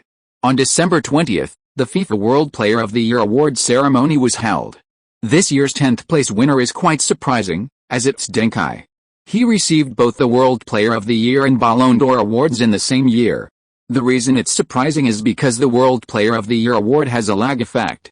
It places more emphasis on a player's international influence. A player often only begins to have influence after achieving success in their chosen field. Spreading that influence globally requires more time. If a player's first Ballon d'Or nomination is almost impossible to break into the top 10, then a player's first Ballon d'Or nomination is almost impossible to make the World Player of the Year top 10. Of course, this lag also has its advantages. Once you've fallen out of the Ballon d'Or top 10, you might still be in the World Player of the Year top 10, or even the top 5. This year's FIFA World Player of the Year rankings are as follows: 9th is Francesco Totti of Roma, 8th is Rivaldo of Barcelona, 7th is Andrei Shevchenko of AC Milan, and 6th is Oliver Kahn of Bayern Munich. Frankly, this is a bit low, considering Kahn was competing with Raul for the Ballon d'Or this year. This clearly illustrates the relatively weak overall influence of goalkeepers internationally. 5th is Juan Sebastian Veron of Manchester United. However, even considering his performance last season, this ranking is inflated. This should be the result of his ranking last season, Manchester United's management, and his performance this season, his theoretical best result. 4th is Zinedine Zidane of Real Madrid, 3rd is the newly crowned Ballon d'Or winner Raul, and 2nd is David Beckham of Manchester United, with a very small gap from the first place. First place goes to Luis Figo of Real Madrid. As for Michael Owen, who should have been in the top 3 for FIFA World Player of the Year, without the 5-time World Cup trophy, he only ranks outside the top 15. Overall, this ranking of the FIFA World Player of the Year is clearly controversial. Figo winning the FIFA World Player of the Year award in his most mediocre year seems somewhat illogical. Considering that Deng Kai doesn't have much influence in other regions, Figo's vote certainly didn't come from the portion Deng Kai lost. So where did they come from? From Figo's narrow defeat to Zidane in the previous year's FIFA World Player of the Year award. Zidane certainly has more championship accolades. But Figo's role in the Portuguese national team was simply too dazzling. Leading a fundamentally weak, third-tier European team to the European Championship semi-finals is an achievement that is not much less impressive than Zidane's. Moreover, that was the year Figo transferred to Real Madrid, leaving a very deep impression. So this is compensation. But this compensation hurt Beckham. Beckham once again missed out on top football honors. Both the FIFA World Player of the Year and the Ballon d'Or seem particularly harsh on him. The biggest highlight of this awards ceremony was undoubtedly the selection of the FIFA World Player of the Year. But there were also many other exciting moments. For example, the FIFA Best Zai, Totti, Figo, Effenberg, Zidane, Vieira, Duncan, Beckham, Roberto Carlos, Nesta, Lizarazu, Kahn. The unique feature of this Best Zai is that it includes 5 midfielders. In fact, considering Figo's role at Barcelona and Real Madrid, you could even consider him a midfielder. In the 3 center-back formation, Carlos and Lizarazu are both proper fullbacks, which speaks volumes about the special nature of this list. This was originally a 4-4-2 list, but someone forcibly changed it to 3-5-2. That person was, of course, Duncan. FIFA is still FIFA. Duncan wasn't initially on this list. But as they discovered Duncan's votes had surged into the top 10, they had to start paying attention to this player. 6-time champion. 6-time MVP. In the final round of the first group stage of this season's Champions League, a do-or-die match between Sporting Lisbon and Lazio, Duncan scored 3 goals and provided 2 assists. His performance was outrageous. Sporting Lisbon, who had gone winless in their first 3 matches, were propelled into the Champions League round of 16 with a 3-game winning streak. Currently, it seems they still have a chance to advance even in the second group stage. Frankly, their leadership is more outstanding than several players in the FIFA World's Eye. FIFA and the fans would not accept such a player not being in the World's Eye. Furthermore, at this grand event, Deng Kai himself went on stage. His goal in the second leg of last season's UEFA Cup against Kaiserslautern, a goal that involved dribbling past 6 players and nutmegging the goalkeeper, earned him the European Goal of the Season award. This award is the precursor to the future Puskas Award. During his award acceptance speech, Deng Kai used his humor to diffuse the hostility of many fans who were hearing his name for the first time. "Thank you FIFA for recognizing my performance over the past year. I regret that we faced Lazio in the Champions League a little too early. If we had met after this awards ceremony, my backheel slip and free kick goal would have won me another award. Of course, I won't wallow in self-pity. I will strive to contribute even more spectacular goals for the fans in the coming year. I also hope that fans around the world will pay more attention to Sporting Lisbon's matches and follow my updates on Donkey. For the next week, I will be drawing 10 lucky viewers from my Donkey account followers every night at 8 p.m. Chapter 448, Chinese son joins Manchester City, suspected of loss of state-owned assets? Sending out autographed footballs from various combinations including Figo, Matos, Schmeichel, Guardiola, Deschamps, me and Kaká, me and Ronaldo, me and Ronaldinho, Kaká and Ronaldo, me and Kaká, Ronaldo and Ronaldinho, me and Maxius, and Trigura. Follow me. FIFA was speechless at this blatant advertising. They decided not to invite Deng Kai next year. After all, a 6-time champion isn't an annual occurrence. Deng Kai definitely won't have a chance to be shortlisted for FIFA World Player of the Year next year. The Ballon d'Or organizers responded, "What a coincidence, that's what we were planning too." Figo's dream comes true. Becoming the first player of the new century to win both the Ballon d'Or and FIFA World Player of the Year. Beckham suffers a regrettable defeat. This year is another peak year for him since 1999. Kahn finishes 5th, FIFA World Player of the Year award controversy arises. Real Madrid's strategy of not putting all their eggs in one basket succeeds, sweeping this year's Ballon d'Or and FIFA World Player of the Year. Double 10th. Deng Kai simultaneously ranked 10th in both the Ballon d'Or and FIFA World Player of the Year awards, making him the most consistently ranked player in the top 10. Kai King receives award. European season's best goal amazes the audience. Deng Kai selected for FIFA Best Zai. Breaking news. FIFA temporarily changed the Best Zai formation for Deng Kai. Vieira and Effenberg almost lost the list, gained 500,000 followers overnight. Deng Kai himself becomes the most followed account on Donkey. Website crashes.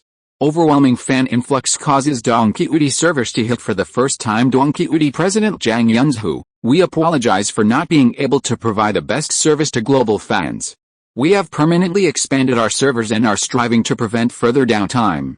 However, we also hope that Mr. Deng Kai can communicate with his fan club to arrange for fans to join the website in an orderly manner, avoiding unnecessary trouble and expenses. After all, you know, the implication is, if I buy servers, aren't you the one paying? Next time, please don't ruin your own website." Fund, the administrator of Deng Kai's global fan support group, stated, "We have divided the fans into 5 major regions based on global geography. Fans will gradually move to Donkey, a Chinese sports betting platform, without causing any disruptive impact." This announcement successfully attracted more fans to Donkey. On December 22, Sporting Lisbon defeated Betis 4-0. On January 5, 2002, Sporting Lisbon beat Beira March 3 to 1, achieving their 5th consecutive league victory. A few leagues, such as the Premier League, Portuguese Primeira Liga, and A-League, do not have a winter break.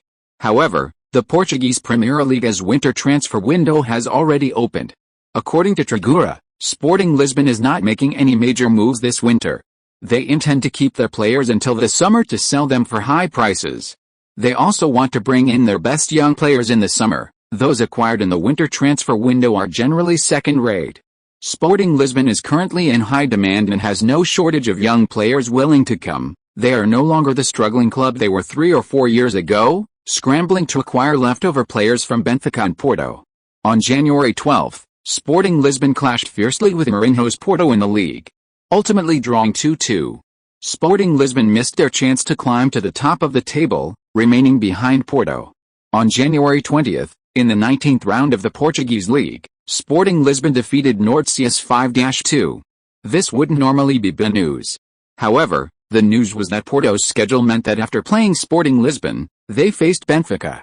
The consecutive matches finally proved too much for Porto, resulting in a narrow 0-1 defeat to Benfica, allowing Sporting Lisbon to overtake them in the standings. Their city rivals helped Sporting Lisbon climb to the top of the Portuguese league table. Benfica fans, though winning, felt even more bitter. On January 26, Sporting Lisbon, thanks to Ronaldinho's individual brilliance, narrowly defeated Alvaca 1-0.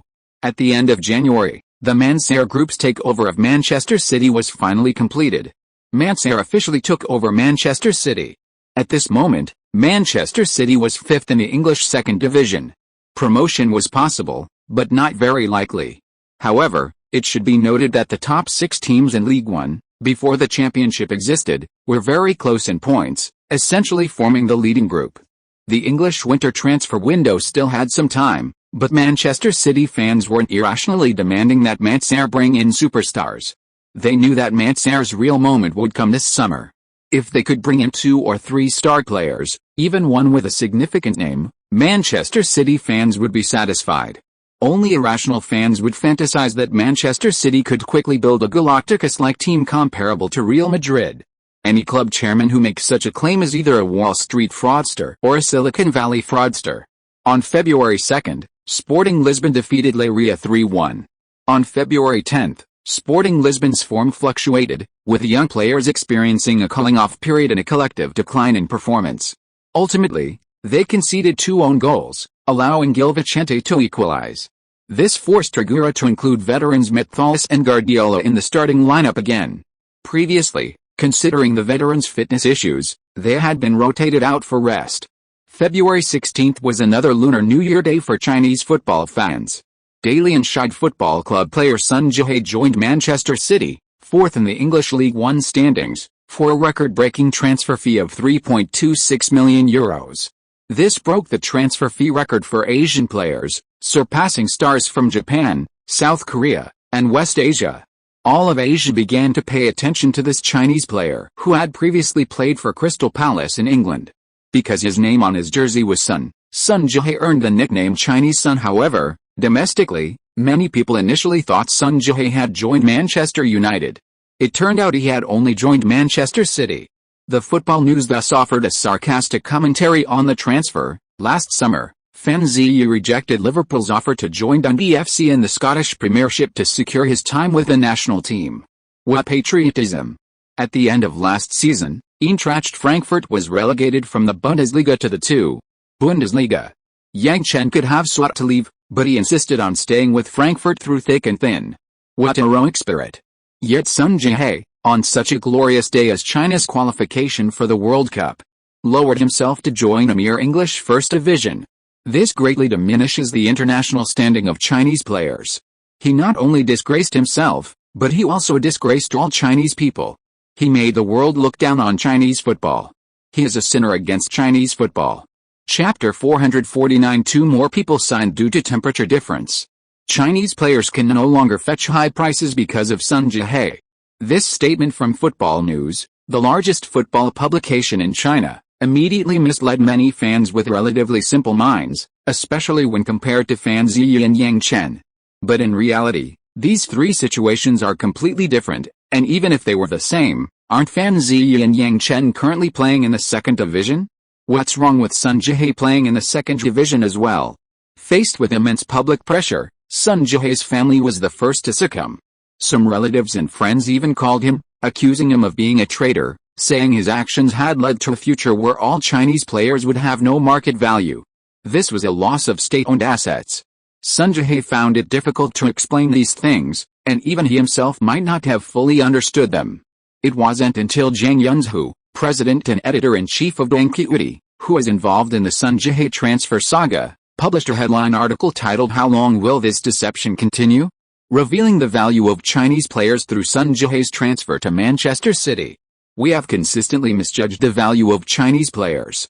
First, we must clarify the transfer fees are solely the club's revenue and have no direct bearing on the players' interests.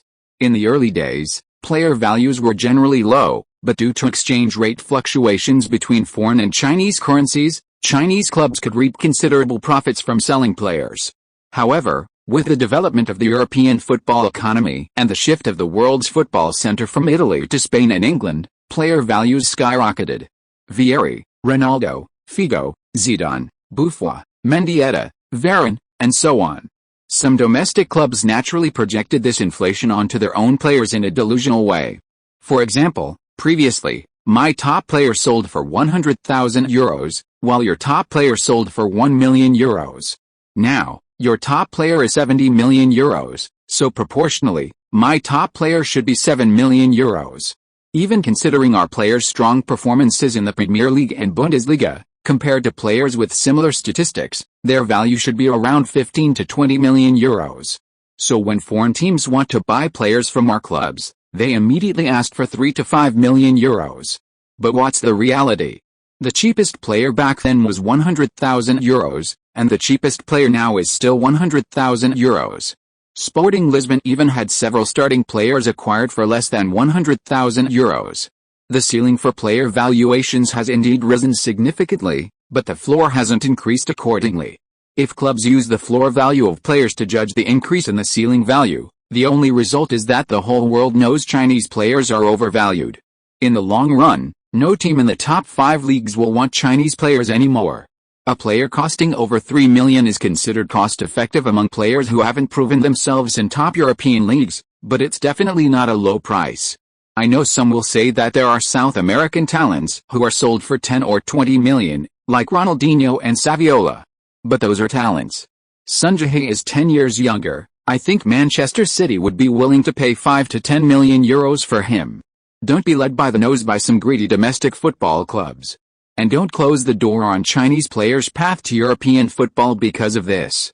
Only when more and more inexpensive yet effective Chinese players like Wu Zedong appear in the top 5 European leagues can Chinese players truly establish a brand effect, making our future young players increasingly valuable. Only then will we have the opportunity to develop towards made in China, guaranteed quality, thus cultivating sky-high priced genius players. This is a path Brazil has taken decades to tread. We cannot surpass it in just a few years. A relentless pursuit of quick success will inevitably lead to a major setback for Chinese football. Zhang Yunzhu's headline article attracted many fans. Some were enlightened, some had a sudden awakening, and some scoffed. Major clubs were certainly unhappy, even publicly declaring they would forever refuse to cooperate with Deng Kai, wanting Deng Kai to lose all its sections related to the Chinese Football League. Subsequently, Manchester City and Sporting Lisbon announced their entry into Deng Kai. Registrations on Deng Kai surged in China. In the short term, the blockade by major domestic clubs against Deng Kai seemed ineffective. Perhaps it would have some effect in the long run. But what if more foreign clubs joined Deng Kai afterward? For football fans, which is more attractive, Real Madrid or a certain domestic football club? February 17, the 23rd round of the Portuguese League. Sporting Lisbon defeated Ferens 4-1, maintaining their position as league leaders. But Matheus, who had returned from injury less than a month ago, was injured again. After the match, the media said, "It seems that Matheus's old German car is finally running out of gas." This is a compliment to Matheus, because he will officially turn 41 in a month. You can't imagine that a player of such advanced age can still maintain the level of a starting midfielder in one of the top 5 leagues. Some players are 7 years younger than him, but have been sitting on the bench of Sporting Lisbon for a long time. Deschamps, Who are you slandering? Some players are 10 years younger than him, but have been abandoned by the big clubs and can only play as starters in the second division. Guardiola, is it my fault? Am I also responsible for Gerrard's slip? This directly led to media pessimism about Sporting Lisbon's next match. Because the next match is in the Champions League. Matthäus confirmed unavailable against Arsenal. Sporting Lisbon's already low chances drop another 10%. Both sides' biggest players unavailable, Wenger expresses regret. The English-French alliance invades Portugal. Arsenal flies to Lisbon, ready for full-scale battle. Highbury express Henry, looking forward to scoring at the Alvalade Stadium. Ice Prince Bergkamp, taking 3 points from Lisbon doesn't look too difficult. Rooster Harold Ljungberg, losing Matthäus is a huge blow to Sporting Lisbon, beating Barcelona shows they're a good opponent. Arsenal arrived at the Alvalade Stadium. Professor Wenger, under the flashing lights of reporters, was quite charming, even discussing some inside stories of the winter transfer window. The winter window is closed. We did inquire with Sporting Lisbon about their willingness to trade for Duncan. Reporter, really? You want Duncan? Chapter 450 The grumpy boy is called Buffet. Wenger nodded, we need some technically gifted players who excel at playmaking and passing. Duncan isn't quite there yet, but I believe he's a player who can be developed. Coming to Arsenal was absolutely the right choice for him. He even has the potential to become a key midfielder for Arsenal in the future. Reporter, what was Sporting Lisbon's response at the time? Was Duncan unsellable? Wenger became interested. Actually, their response baffled me. I think this ultimately unsuccessful transfer will have a place among the most bizarre failed transfers in football history. He then pulled out a photo from his phone. It read, QNMD. Wenger, I even consulted decryption experts at Cambridge University, but they couldn't crack the code before the winter transfer window closed. Wenger knew there were many transfer sagas surrounding him. Recent examples include Yaya Touré, who was picked up by Tragura after being rejected by Arsenal and now seems to be doing quite well. 2 years ago, Ibrahimovic refused a trial, thus missing the opportunity to join Arsenal.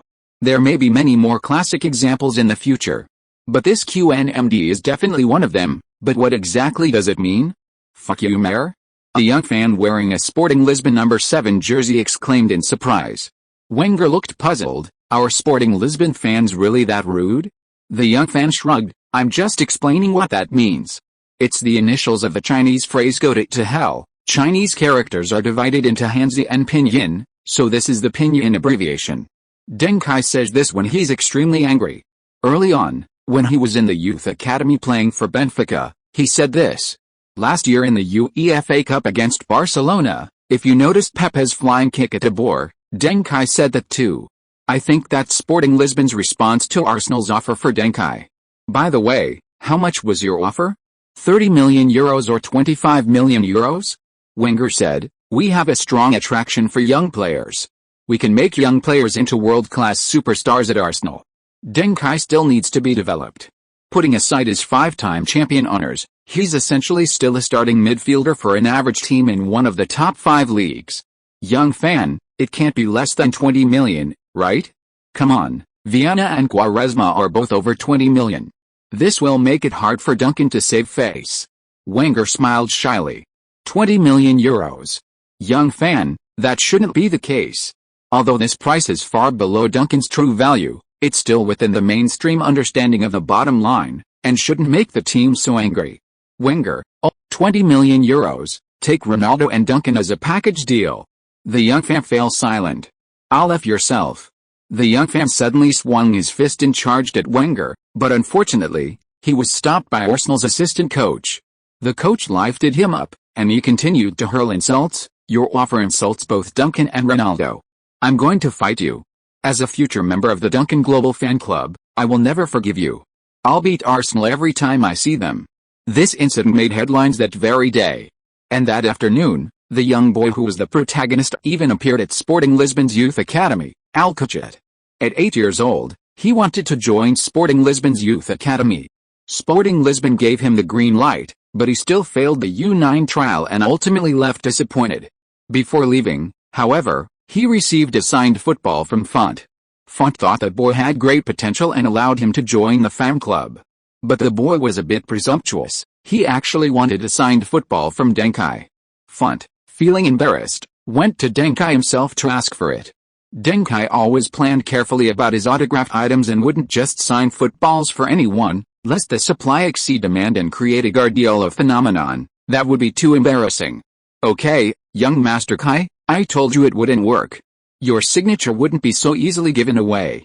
It has to be something that makes a significant contribution to the organization. Font showered Deng Kai with praise. I'll go back and have Bruno Miguel Borges Fernandez write a 500-word self-criticism, making him examine his own greed and desires. Hey, who is that? Deng Kai called out to Font. Font, right, Font, what's his name? Font was stunned. Young Master Kai doesn't remember his name? This must be because his name is hard to remember. He'll go back and change it to a Chinese name that's easier for young Master Kai to remember. My name is Font, and in China, there's the surname Feng. Not being remembered by young Master Kai is the biggest low point in my life. And I really love drinking Chinese baijiu. So how about I call myself Fengu Jiu? Oh, that kid's name is too long, but you can shorten it to Bruno Fernandez, Font replied. Deng Kai pondered. So it's this B. Fei. Tell him that if he really has a dream of playing football, maybe he could consider trying out for Manchester City's youth academy. Deng Kai finished speaking and gestured for Font to reply quickly, lest they miss out on this kid. After all, Bruno Fernandez certainly doesn't have the ability, but he's easy to get along with, just like the feeling of being with Font.